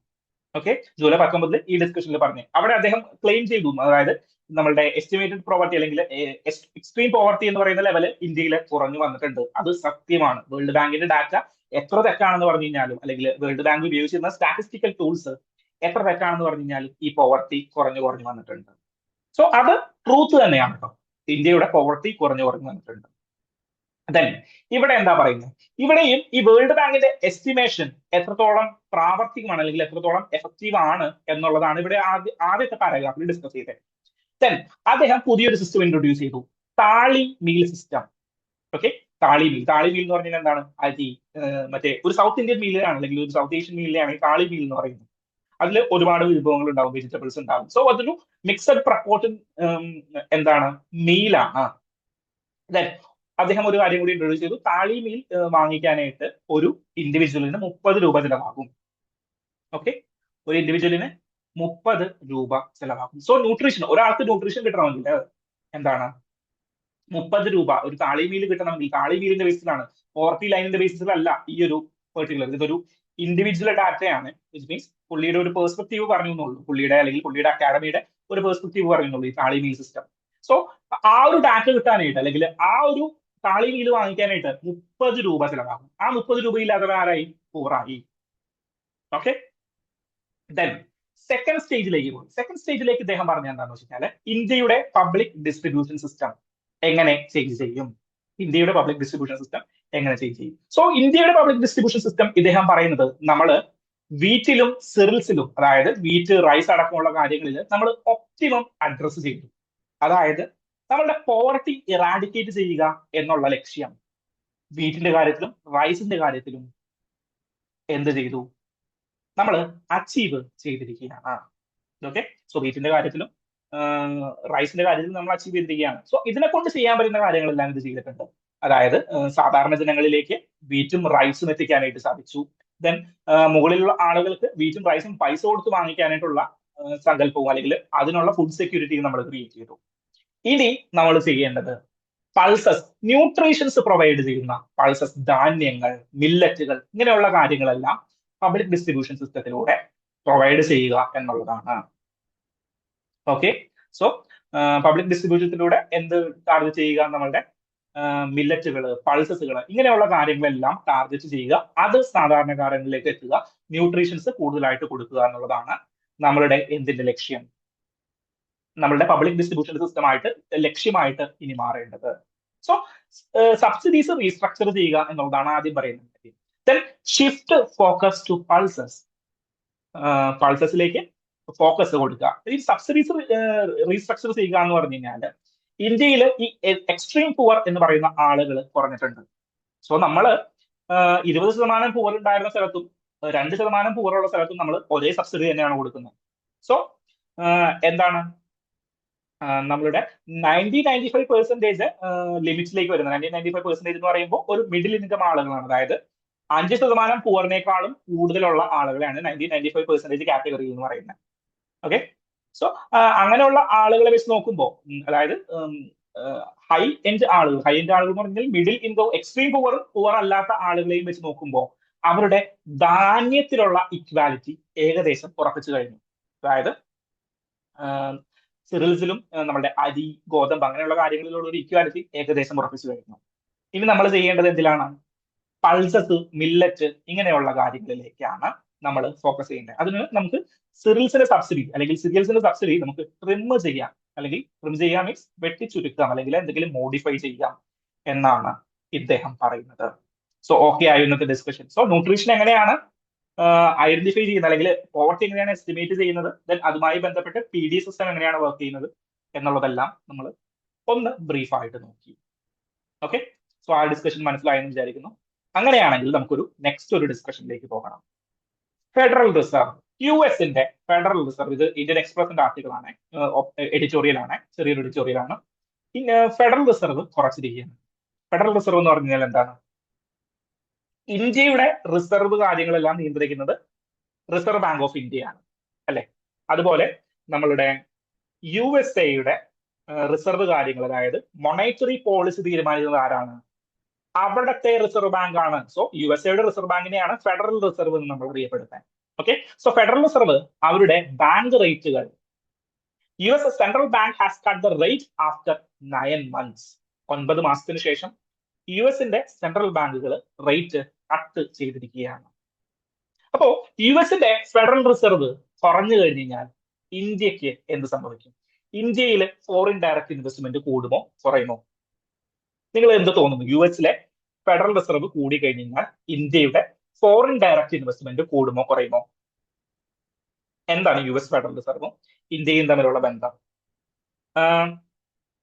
ഇന്ത്യയിൽ, അതായത് ഇന്ത്യയുടെ എക്സാമ്പിൾ എടുക്കുക. അതായത് ഇന്ത്യയിൽ മോണിറ്ററി പോളിസി കാരണം റിസർവ് റേറ്റുകൾ ഇൻക്രീസ് ചെയ്തു. അപ്പോ ഇൻഫ്ലേഷൻ കൂടുമോ കുറയുമോ? ഇൻഫ്ലേഷൻ കുറയ്ക്കും. കാരണം എന്താണ്? റേറ്റുകൾ ഇൻക്രീസ് ചെയ്ത് കഴിഞ്ഞ് കഴിഞ്ഞാൽ നോർമൽ ലോണുകൾക്ക് റേറ്റ് കൂടും. ലോണുകൾക്ക് റേറ്റ് കൂടി കഴിഞ്ഞാൽ നമ്മളുടെ മാനുഫാക്ചറിംഗ് കമ്പനികളെല്ലാം ലോൺ എടുക്കില്ല. റിപ്പോ റേറ്റുകൾ കൂടി, റിവേഴ്സ് റിപ്പോ റേറ്റുകൾ കൂടി. സോ ഇതെല്ലാം യൂസ് ചെയ്തുകൊണ്ട് നമ്മൾ ഇൻഫ്ലേഷനെ കൺട്രോൾ ചെയ്യുന്നു. നമ്മൾ പഠിച്ചിട്ടുണ്ടായി, ബേസിക് എന്റെ ക്ലിയർ ആണ്, അതുകൊണ്ട് ഞാൻ കൃത്യമായിട്ട് ഉത്തരം പറഞ്ഞു, ഇൻഫ്ലേഷൻ കൺട്രോൾഡ് ആകും. ഓക്കെ, സോ ഇന്ത്യയുടെ മോണിറ്ററി പോളിസി റേറ്റുകൾ, ബാങ്ക് റേറ്റുകൾക്ക് കൂടിക്കഴിഞ്ഞാൽ എന്ത് സംഭവിക്കും? ഇൻഫ്ലേഷൻ കൺട്രോൾ ആകും. ഓക്കെ, സോ ഇങ്ങനെ കൂട്ടുന്നതിനാണ് നമ്മൾ ടൈറ്റ് മോണിറ്ററി പോളിസി എന്ന് പറയുന്നത്. അതുപോലെ USA-യിൽ എന്തെങ്കിലും പ്രശ്നങ്ങൾ സംഭവിച്ചാൽ, USA-യിൽ ഇൻഫ്ലേഷൻ സംഭവിച്ചു കഴിഞ്ഞാൽ എന്ത് സംഭവിക്കും? അവരുടെ ഫെഡറൽ റിസർവ് റേറ്റ് കൂട്ടും. ഓക്കെ, സോ ഇവിടെ എന്താ വാർത്ത വന്നിരിക്കുന്നത്? നമ്മളുടെ USA-യുടെ ബാങ്ക് റേറ്റുകൾ, അവരുടെ മൊണറ്ററി റേറ്റുകൾ എന്ത് കുറച്ചിരിക്കുകയാണ്. കുറച്ചിരിക്കുക മീൻസ് എന്താണ് അവിടെ ഉദ്ദേശിക്കുന്നത്? കുറച്ചിരിക്കുക മീൻസ് ഇൻഫ്ലേഷൻസ് കുറവാണ്, ഇൻഫ്ലേഷൻസ് കുറഞ്ഞു വരുന്നുണ്ട്. എവിടെ? USA കുറഞ്ഞു വരുന്നുണ്ട്. അതുകൊണ്ടാണ് 9 മാസത്തിന് ശേഷം കുറച്ചിരിക്കുന്നത്. സോ ആ ഒരു പാരഗ്രാഫിൽ നിന്ന് അല്ലെങ്കിൽ ആ ഒരു സെന്റൻസിൽ നിന്ന് എനിക്ക് എന്റെ മനസ്സിലുള്ള സ്റ്റാറ്റിക് ടോപ്പിക്കിലേക്ക് ഒരു കണക്ഷൻ പോയി. ഫെഡറൽ റിസർവ് കുറച്ചിട്ടുണ്ട്. റിസർവ് കുറയ്ക്കുക മീൻസ് അവിടുത്തെ ഇൻഫ്ലേഷൻ കുറഞ്ഞു വന്നിട്ടുണ്ട്. അതുകൊണ്ടാണ് അവരത് കുറയ്ക്കാൻ തീരുമാനമായത്. ദെൻ ഇന്ത്യയുമായിട്ടുള്ള കണക്ഷൻ. ഇന്ത്യയുമായിട്ടുള്ള കണക്ഷൻ പറയുന്നതിന് മുന്നേ നിങ്ങൾക്ക് 2022 ചോദിച്ചിരിക്കുന്ന ഒരു ചോദ്യം കാണിച്ചു തരാം. 2022 UPSC സിവിൽ സർവീസ് പ്രിലിംസ് എക്സാമിനേഷനിൽ ചോദിച്ചിട്ടുള്ള ചോദ്യം എന്താണ്? The tight monetary policy of the US federal reserve could lead to capital flight. എന്താണ്? The tight monetary policy of the US federal reserve could lead to capital flight. US monetary പോളിസിയുടെ tight means എന്ന് പറഞ്ഞാൽ federal റിസർവുകൾ റേറ്റുകൾ increase ചെയ്യുക. Tight contractionary monetary policy, tight monetary policy, contractionary monetary policy. So അത് capital ഫ്ലൈറ്റിലേക്ക് lead ചെയ്യും. Capital ഫ്ലൈറ്റിലേക്ക് ലീഡ് ചെയ്യും. എന്താണ് ക്യാപിറ്റൽ ഫ്ലൈറ്റ്? അതായത് ക്യാപിറ്റൽ ഫ്ലൈറ്റ് കയറിയിട്ട് പറന്ന് പുറത്തേക്ക് പോവുക. Simply capital flight. അതായത് ഇന്ത്യയിൽ ഇൻവെസ്റ്റ് ചെയ്തിരുന്ന ഇൻവെസ്റ്റേഴ്സ് അവരുടെ, ഇന്ത്യയിൽ അല്ലെങ്കിൽ വേറെ ഏതെങ്കിലും രാജ്യത്ത് ഇൻവെസ്റ്റ് ചെയ്തിരുന്ന ഇൻവെസ്റ്റേഴ്സ് അവിടെ നിന്ന് പിൻവലിച്ചുകൊണ്ട് എങ്ങടേക്ക് പോകുന്നു? US തിരിച്ചു കൊണ്ടുപോകുന്നു.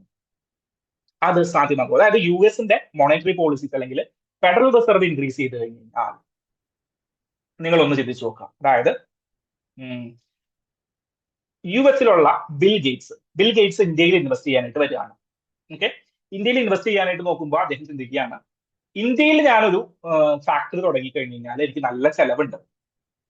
അവിടുന്ന് മാസം ഒരു എത്രയാണ്? ഒരു 8% അല്ലെങ്കിൽ ഒരു 5% റിട്ടേൺ ഒരു വർഷത്തേക്ക് ചിലപ്പോൾ എനിക്ക് കിട്ടിയേക്കാം. ഞാൻ ഒരു ബില്യൺ അല്ലെങ്കിൽ ഒരു 10 ബില്യൺ ഇൻവെസ്റ്റ് ചെയ്തിട്ട് കഴിഞ്ഞാൽ എനിക്കൊരു 5% റിട്ടേൺ പ്രോഫിറ്റ് ആയിട്ട് കിട്ടിയേക്കാം. ഓക്കെ, അങ്ങനെ ഇരിക്കുന്ന സമയത്താണ് US ഫെഡറൽ റിസർവ് അങ്ങോട്ട് ഇൻക്രീസ് ചെയ്യുന്നത്. US ഫെഡറൽ റിസർവ് പറഞ്ഞു, മക്കളെ നിങ്ങൾ ഞങ്ങളുടെ ഇൻഫ്ലേഷൻ ഒക്കെ കുറച്ച് കൂടുതലാണ്, അപ്പൊ ഇൻഫ്ലേഷൻ ഒന്ന് കൺട്രോൾ ചെയ്യാൻ വേണ്ടിയിട്ട് ഞങ്ങൾ ഫെഡറൽ റിസർവ്സ് ഒന്ന് ഇൻക്രീസ് ചെയ്യാണ്. ഓക്കെ, ഞങ്ങൾ നിങ്ങൾക്ക് 7% റിട്ടേൺ തരാം. കാരണം എന്താണ്? നിങ്ങളുടെ കയ്യിലുള്ള പൈസ ഞങ്ങൾ കുറയ്ക്കണം, പണപ്പെരുപ്പം കുറയ്ക്കണം. സോ നിങ്ങളുടെ കയ്യിലുള്ള പണം ഞങ്ങളുടെ കയ്യിൽ ഇൻവെസ്റ്റ് ചെയ്ത് കഴിഞ്ഞാൽ ഞങ്ങൾ 7% ഇൻവെസ്റ്റ്മെന്റ് തരാം, 7% റിട്ടേൺ തരാം ഒരു വർഷം. ഓക്കെ, അപ്പൊ ബിൽ ഗേറ്റ്സ് ചിന്തിക്കുകയാണ്, ഇന്ത്യയിൽ 5% ഞാൻ അവിടെ ഫോറിൻ ഡയറക്റ്റ് ഇൻവെസ്റ്റ്മെന്റ് നടത്തിയിട്ട് ഞാനൊരു ഫാക്ടറി ഇൻട്രൊഡ്യൂസ് ചെയ്തിട്ട് നടത്തിയിട്ട് എനിക്ക് കിട്ടുന്നുള്ളൂ. അതിനേക്കാളും നല്ലത് ഞാൻ എന്റെ സ്വന്തം രാജ്യമായിട്ടുള്ള അമേരിക്കയിൽ 7% റിട്ടേണിൽ ബാങ്കിൽ പൈസ ഇട്ടാൽ പോരെ, പൈസ ഇട്ടാൽ മതി. സോ അങ്ങനെ ആളുകൾ ചിന്തിക്കും, അല്ലെങ്കിൽ ഇൻവെസ്റ്റേഴ്സ് അങ്ങനെ ചിന്തിക്കും. So US federal reserve increase ചെയ്ത് കഴിഞ്ഞാൽ അല്ലെങ്കിൽ എന്താണ് കോൺട്രാക്ട് ചെയ്ത് കഴിഞ്ഞാൽ, കോൺട്രാക്ടറി മോണിറ്ററി പോളിസി ഇംപ്ലിമെന്റ് ചെയ്ത് കഴിഞ്ഞാൽ ക്യാപിറ്റൽ ഫ്ലൈറ്റ് സംഭവിച്ചിരിക്കും. ക്യാപിറ്റൽ ഫ്ലൈറ്റ് സംഭവിക്കാനുള്ള ഒന്നാമത്തെ കാരണം ഇൻട്രസ്റ്റ് റേറ്റുള്ള വേരിയേഷൻ ആണ്. അവിടെ കൂടുതൽ റിട്ടേൺ അവിടെ കിട്ടും. നമ്മളോട് ധനലക്ഷ്മി ബാങ്കിൽ 8% ഇൻട്രസ്റ്റ് റേറ്റ് ഉണ്ട്, SBIയിൽ 10% ഇൻട്രസ്റ്റ് റേറ്റ് ഉണ്ട്. നമ്മൾ ധനലക്ഷ്മി ബാങ്കിനെ സംരക്ഷിക്കാൻ വേണ്ടിയിട്ട് ധനലക്ഷ്മി ബാങ്ക് നന്നായി പോട്ടെ എന്ന് വിചാരിച്ചിട്ട് നമ്മൾ ധനലക്ഷ്മി ബാങ്കിൽ കൊണ്ടുപോയിടൂ? ഇല്ല, 10% ഇൻട്രസ്റ്റ് റേറ്റ് തരുന്ന SBI ബാങ്കിൽ കൊണ്ടുപോയിടുള്ളൂ. മനസ്സിലായോ? സോ അതുപോലെ തന്നെ കൺട്രീസും സെയിം രീതി തന്നെ അവലംബിക്കും. സോ ഫോറിൻ ഡയറക്റ്റ് ഇൻവെസ്റ്റ്മെന്റ് എന്ത് ചെയ്യും? ഇന്ത്യയിൽ നിന്ന് ഫോറിൻ ഡയറക്റ്റ് ഇൻവെസ്റ്റ്മെന്റ് കുറയും. സോ അതിനെ വിളിക്കുന്ന പേരാണ് ക്യാപിറ്റൽ ഫ്ലൈറ്റ്. ക്യാപിറ്റൽ ഇന്ത്യയിൽ നിന്ന് ഫ്ലൈറ്റ് കയറിയിട്ട് എങ്ങടേക്ക് പോകുന്നു? പുറത്തൊരു രാജ്യത്തേക്ക് പോകുന്നു, അവരുടെ ഓൺ കൺട്രീസിലേക്ക് പോകുന്നു. ഓക്കെ, സോ ക്യാപിറ്റൽ ഫ്ലൈറ്റ് എന്താണെന്ന് മനസ്സിലായി. US ഫെഡറൽ റിസർവ് വരുമ്പോൾ എന്താണ് സംഭവിക്കുന്നതെന്ന് മനസ്സിലായി. Then capital flight may increase the interest cost of firms with existing external commercial borrowing. അതായത് എക്സ്റ്റേണൽ കൊമേഴ്ഷ്യൽ ബോറോയിങ് എന്ന് പറഞ്ഞു കഴിഞ്ഞാൽ എന്താണ്? എക്സ്റ്റേണൽ കൊമേഴ്ഷ്യൽ ബോറോയിങ് എന്ന് പറഞ്ഞു കഴിഞ്ഞാൽ ഞാൻ പുറത്തു നിന്ന് ഒരാളുടെ കയ്യിൽ നിന്ന് കടം വാങ്ങുന്നു. ഇതിനെയാണ് എക്സ്റ്റേണൽ കൊമേഴ്ഷ്യൽ ബോറോയിങ് എന്ന് പറയുന്നത്. സോ എക്സ്റ്റേണൽ കൊമേഴ്ഷ്യൽ ബോറോയിങ് ഫേംസിന്റെ, അതായത് ഒരു ഫേം എക്സ്റ്റേണൽ കൊമേഴ്ഷ്യൽ ബോറോയിങ് നടത്തുന്നുണ്ട്, അവര് ഇൻട്രസ്റ്റ് കോസ്റ്റ് ഇൻക്രീസ് ആകുന്ന പറയുന്നത്. ഒബ്വിയസ്ലി ആവില്ലേ? കാരണം എന്താണ്? 7% നമ്മുടെ മൈക്രോസോഫ്റ്റിന്റെ അല്ലെങ്കിൽ നമ്മുടെ ബിൽ ഗേറ്റ്സിന്റെ എക്സാമ്പിൾ തന്നെ എടുത്തോ. ബിൽ ഗേറ്റ്സ് 7% റിട്ടേൺ വേണ്ടി 5% ഇന്ത്യയിൽ ഇൻവെസ്റ്റ് ചെയ്തു. പക്ഷേ നമ്മളുടെ ഫെഡറൽ റിസർവ് എന്ത് പറഞ്ഞു? ഞങ്ങൾ മോണിറ്ററി പോളിസി ഇൻക്രീസ് ചെയ്യാണ്, 7% തരാം. ഓക്കെ, 7% തരാം. സോ ഇന്ത്യയിലെ ഒരു കമ്പനിക്ക് പണം വേണം, ഇന്ത്യയിലെ ഒരു കമ്പനിക്ക് പണം വേണം, എക്സ്റ്റേണൽ കൊമേഴ്ഷ്യൽ ബോറോയിങ് നടത്തുന്നു. സോ എക്സ്റ്റേണൽ കൊമേഴ്ഷ്യൽ ബോറോയിങ് നടത്തണമെങ്കിൽ എന്തായാലും ഇൻട്രസ്റ്റ് റേറ്റ് കൂട്ടി ചോദിക്കണ്ടേ? എന്നാൽ മാത്രമേ ഇൻട്രസ്റ്റ് റേറ്റ് കൂടി ചോദിച്ചു കഴിഞ്ഞാൽ മാത്രമേ എന്ത് ചെയ്യുള്ളൂ, പുറത്ത് ആളുകൾ ഇൻവെസ്റ്റ് ചെയ്യുകയുള്ളൂ. മനസ്സിലായോ? എക്സ്റ്റേണൽ കൊമേഴ്ഷ്യൽ ബോറോയിങ് ആണെങ്കിൽ ഇൻട്രസ്റ്റ് റേറ്റ് കൂട്ടി ചോദിച്ചു കഴിഞ്ഞാൽ മാത്രമേ പുറത്തെ ആളുകൾ ഇൻവെസ്റ്റ് ചെയ്യുകയുള്ളൂ. അല്ലെങ്കിൽ എന്തിനാ അവർ ഇവിടെ ഇൻവെസ്റ്റ് ചെയ്യുന്നത്? അവർക്ക് അവരുടെ സ്വന്തം കൺട്രിയിലെ സ്വന്തം ബാങ്കിൽ ഇട്ടാൽ പോരെ. ഇന്ത്യ പോലെ ഹൈലി ഫ്ലക്ച്വേറ്റിംഗ് ആയിട്ട് എക്കോണമി എപ്പോ നോട്ട് നിരോധിക്കുന്നോ എപ്പോ GST റിഫോംസ് പ്രഖ്യാപിക്കുന്നോ അറിയാത്ത ഹൈലി ഫ്ലക്ച്വേറ്റഡ് ആയിട്ടുള്ള ഒരു കൺട്രിയിൽ കൊണ്ടുപോയിട്ട് ഇൻവെസ്റ്റ് ചെയ്യണോ എന്ന് അവർ ചിന്തിക്കില്ലേ? ചിന്തിക്കും. സോ ഇൻട്രസ്റ്റ് റേറ്റ് കൂടും, external commercial borrowing.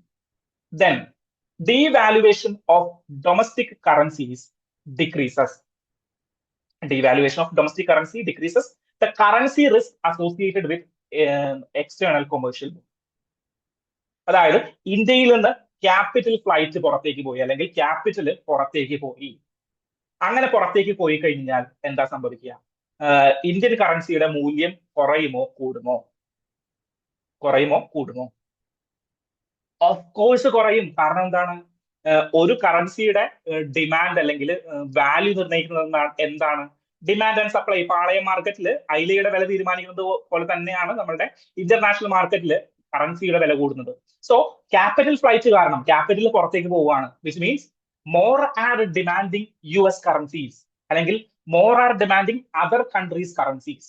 So Indian കറൻസിയുടെ ഡിമാൻഡ് കുറഞ്ഞു. ഇന്ത്യൻ ഡിമാൻഡ് കുറഞ്ഞു കഴിഞ്ഞാൽ എന്ത് സംഭവിക്കും? പ്രൈസ് ഓട്ടോമാറ്റിക്കലി ഡിമിനിഷ് ചെയ്യും. സോ ഡീവാലുവേഷൻ ഡിക്രീസസ് അല്ല, ക്യാപിറ്റൽ ഫ്ലൈറ്റ് സംഭവിച്ചു കഴിഞ്ഞാൽ ഡീവാലുവേഷൻ ഇൻക്രീസസ് ആണ്. ഓക്കെ, സോ ഡീവാലുവേഷൻ സംഭവിച്ചു കഴിഞ്ഞാൽ ക്യാപിറ്റൽ നമ്മളുടെ കറൻസിയുടെ പ്രൈസ് ഡിക്രീസ് അല്ല, ഇൻക്രീസ് ആണ്. Devaluation of domestic currency decrease എന്നാണ് പറഞ്ഞിരിക്കുന്നത്, തെറ്റാണ്. Devaluation of domestic currency increase ആണ് ചെയ്യുന്നത്. ഓക്കെ, സോ തേർഡ് സ്റ്റേറ്റ്മെന്റ് തെറ്റല്ലേ? തേർഡ് സ്റ്റേറ്റ്മെന്റ് തെറ്റാണെന്ന് കിട്ടിക്കഴിഞ്ഞാൽ ഓപ്ഷൻ എയിലേക്ക് നിങ്ങൾ വരും. Okay, so capital reserve increase ചെയ്ത് കഴിഞ്ഞാൽ, കോൺട്രാക്ഷണറി മോണിറ്ററി പോളിസി ക്രിയേറ്റ് ചെയ്ത് കഴിഞ്ഞാൽ എന്ത് സംഭവിക്കും? ക്യാപിറ്റൽ ഫ്ലൈറ്റ്, നമ്മുടെ ഫെഡറൽ റിസർവ് ഇൻക്രീസ് ചെയ്ത് കഴിഞ്ഞാൽ ക്യാപിറ്റൽ ഫ്ലൈറ്റ് കൂടും, പുറത്തേക്ക് ആളുകൾ പോകും, ഇന്ത്യയുടെ കറൻസി കുറയും. അങ്ങനെയാണെങ്കിൽ ഇവിടെ നോക്കിയേ, അങ്ങനെയാണെങ്കിൽ ഈ സ്റ്റേറ്റ്മെന്റിൽ എന്താ സംഭവിക്കുന്നത്? ഇവിടെ federal reserve കുറച്ചിരിക്കുകയാണ്. So expansionary monetary പോളിസിയാണ് ഇവിടെ സംഭവിച്ചിരിക്കുന്നത്, അല്ലെ? ഫെഡറൽ റിസർവിനെ സംബന്ധിച്ചിടത്തോളം എക്സ്പാൻഷണറി മോണിറ്ററി പോളിസി. പണ്ട് 7% ഉണ്ടായിരുന്നത് ചിലപ്പോ 6% കുറയ്ക്കുന്നു. 6% ഒന്നും കുറയ്ക്കില്ല കേട്ടോ, എക്സാമ്പിൾ ആണ്. സോ 7% ഉണ്ടായിരുന്നത് പണ്ട് 6% കുറച്ചു. അപ്പോ ബിൽഗേറ്റ്സ് എന്ത് തീരുമാനിക്കും? 6% അല്ലേ ഇവന്മാര് തരുന്നുള്ളൂ. ചിലപ്പോൾ എനിക്ക് ഇന്ത്യയിൽ ഇൻവെസ്റ്റ് ചെയ്ത് കഴിഞ്ഞാൽ ചിലപ്പോ 7%, 8% ഒരു വർഷം കൊണ്ട് കിട്ടും. So expansionary monetary policy federal reserve implement ചെയ്ത് കഴിഞ്ഞാൽ, വിച്ച് മീൻസ് ഫെഡറൽ റിസർവ് നമ്മളുടെ മോണിറ്ററി പോളിസീസ് കുറച്ചു കഴിഞ്ഞാൽ, ബാങ്ക് റേറ്റുകൾ കുറച്ചു കഴിഞ്ഞാൽ ഇന്ത്യ പോലെയുള്ള കൺട്രീസിന് ഫോറിൻ ഡയറക്റ്റ് ഇൻവെസ്റ്റ്മെന്റുകൾ കൂടും, ഇന്ത്യൻ കറൻസിയുടെ വാല്യൂസ് കൂടും. സോ ഇപ്പൊ പോയിട്ട് നമ്മൾ ബിൽഗേറ്റ്സിനെ കണ്ടിട്ട്, ബിൽഗേറ്റ്സെ ഇന്ത്യയിലേക്ക് വേണമെങ്കിൽ ഇൻവെസ്റ്റ് ചെയ്യാം, ഞങ്ങൾ ഒരു 8% റിട്ടേൺ ഒക്കെ തരാം എന്ന് പറഞ്ഞു കഴിഞ്ഞാൽ ചിലപ്പോ ബിൽഗേറ്റ്സ് അടക്കമുള്ള ആളുകൾ ഇന്ത്യയിലേക്ക് ഇൻവെസ്റ്റ് ചെയ്യാനായിട്ടുള്ള സാധ്യതകളുണ്ട്. ഓക്കെ, അതിൽ മാത്രമല്ല foreign institutional investors, foreign direct investors stock അടക്കമുള്ള കാര്യങ്ങൾ എന്ത് ചെയ്യാനായിട്ടുള്ള സാധ്യതയുണ്ട്? റൈസ് അപ്പ് ചെയ്യാനായിട്ടുള്ള സാധ്യതയുണ്ട്. സോ മേജർലി എങ്ങനെയാണ് ഈ ക്യാപിറ്റൽ ഫ്ലൈറ്റ് എന്നുള്ളത് നിങ്ങൾ പഠിച്ചു. ദെൻ നമ്മളുടെ ഫെഡറൽ റിസർവ് എങ്ങനെ ഇതുമായിട്ട് കണക്ട് ചെയ്തു. സോ ഈ ഡിസ്കഷനിൽ നിങ്ങൾക്ക് സംശയം വന്നിട്ടുണ്ടെങ്കിൽ എന്താണ് സംശയം വന്നിട്ടുണ്ടെങ്കിൽ നിങ്ങളുടെ എന്ത് ക്ലിയർ അല്ല, നമ്മളുടെ ബേസിക് അല്ലെങ്കിൽ സ്റ്റാറ്റിക് പോർഷൻ ക്ലിയർ അല്ല എന്നുള്ള അർത്ഥം. ഈ ഡിസ്കഷനിൽ നിങ്ങൾക്ക് എവിടെയെങ്കിലും ഇത് മനസ്സിലാവാത്തൊരു അവസ്ഥ വന്നിട്ടുണ്ടല്ലോ എന്ന് തോന്നുകയാണെങ്കിൽ അതിനർത്ഥം നിങ്ങൾ റിസർവ് റേറ്റുകൾ ഇൻക്രീസ് ചെയ്യുമ്പോൾ നമ്മളുടെ ഇൻവെസ്റ്റ്മെന്റിന് അങ്ങനെയുള്ള കാര്യങ്ങൾക്ക് എന്ത് സംഭവിക്കും? അതായത് ഇന്ത്യൻ പെർസ്പെക്റ്റീവിലുള്ള നിങ്ങളുടെ ബേസിക്കുകൾ ക്ലിയർ അല്ല. ഇന്ത്യൻ ബേസിക്കുകൾ ക്ലിയർ ആയാൽ മാത്രമാണ് നമുക്ക് എന്ത് ചെയ്യാനായിട്ട് പറ്റുള്ളൂ? നമുക്ക് ഫോറിൻ ഡയറക്റ്റ് ഇൻവെസ്റ്റ്മെന്റ്. ഇനി ഒരു കണക്ഷനും കൂടി ഉണ്ട്, ബോണ്ട് ഈൽഡ് എന്ന് പറയുന്ന ഒരു സാധനം. അത് ഞാൻ മനഃപൂർവ്വം ഇവിടെ പറയാത്തതാണ്, കോൺഫ്യൂസ്ഡ് ആകണ്ടെന്ന് വിചാരിച്ചിട്ട് മനഃപൂർവ്വം പറയാത്തതാണ്. ബോണ്ട് ഈൽഡുകൾക്ക് എന്ത് സംഭവിക്കുന്ന ഒരു കണക്ഷൻ കൂടി ഉണ്ട്. നമുക്ക് പിന്നീട് ഒരു ഡിസ്കഷനിൽ ബോണ്ട് ഈൽഡിന്റെ ഒരു ഡിസ്കഷൻ വരുമ്പോൾ ഞാൻ ഡിസ്കസ് ചെയ്യാം. സോ ഫോറിൻ ഡയറക്റ്റ് ഇൻവെസ്റ്റ്മെന്റും ഫെഡറൽ റിസർവും, അതായത് പുറത്തെ ഒരു കൺട്രീസിന്റെ ഫെഡറൽ റിസർവും എങ്ങനെ കണക്ട് ചെയ്തിരിക്കുന്നു എന്നുള്ളതാണ് നമ്മൾ ഇവിടെ പഠിച്ചത്. സോ ഫെഡറൽ റിസർവിന്റെ ഇത് കുറച്ച് കഴിഞ്ഞാൽ എന്ത് സംഭവിക്കും? ഇന്ത്യയിലേക്ക് ഫോറിൻ ഡയറക്റ്റ് ഇൻവെസ്റ്റ്മെന്റ് കൂടാനായിട്ടുള്ള സാധ്യതയുണ്ട്. ഫോറിൻ ഡയറക്റ്റ് ഇൻവെസ്റ്റ്മെന്റ് കൂടി കഴിഞ്ഞാൽ എന്ത് സംഭവിക്കും? ഇന്ത്യൻ കറൻസി കൂടുതൽ ഡിമാൻഡ് ചെയ്യും. സോ ഇന്ത്യൻ കറൻസി റീവാല്യൂ ചെയ്യും. ഡിമാൻഡ് കൂടി കഴിഞ്ഞാൽ ഓട്ടോമാറ്റിക്കലി പ്രൈസ് ഇൻക്രീസ് ചെയ്യും. സോ ഇങ്ങനെയുള്ള ഇംപ്ലിക്കേഷനുകൾ എല്ലാം വരാം. ദെൻ പ്രൈസ് ഇൻക്രീസ് ചെയ്ത് കഴിഞ്ഞാൽ എന്ത് സംഭവിക്കും? ഓട്ടോമാറ്റിക്കലി നമ്മുടെ എക്സ്പോർട്ടുകൾ കുറച്ചുകൂടി കൂടാനായിട്ട്, നമ്മുടെ ഇന്ത്യയിലുള്ള പ്രൊഡക്ഷൻ കൂടാനായിട്ട് എല്ലാം സഹായകമാണ്. ഓക്കെ, സോ ഡീറ്റെയിൽ ആയിട്ട് ഫെഡറൽ റിസർവ് എങ്ങനെയാണ് ഇന്ത്യൻ എക്കോണമിയെ ബാധിക്കുന്നതെന്ന് ബ്രീഫ് ആയിട്ടൊന്ന് മനസ്സിലായി എന്ന് ഞാൻ വിചാരിക്കുകയാണ്. ഓക്കെ, സോ എന്തെങ്കിലും സംശയം ഉണ്ടെങ്കിൽ നിങ്ങൾ ഡയറക്ട്ലി മെസ്സേജ് അയക്കുക. ഇങ്ങനെയുള്ള കൺസെപ്ച്വൽ ക്ലാരിറ്റികൾ ഉള്ള സ്ഥലങ്ങളിൽ, കൺസെപ്ച്വൽ ക്ലാരിറ്റി വേണ്ട സ്ഥലങ്ങളിൽ നിങ്ങൾ മിസ്സായി പോകരുത്. സംശയങ്ങൾ ഉണ്ടെങ്കിൽ ഡയറക്ട്ലി കോൺടാക്ട് ചെയ്തോളൂ. ഒരു പേടിയോ ഒരു ബുദ്ധിമുട്ടോ വിചാരിക്കേണ്ട. സമയം കിട്ടുന്ന സമയങ്ങളിൽ ഞാൻ എന്തായാലും റിപ്ലൈ തരുന്നതായിരിക്കും. ഓക്കെ.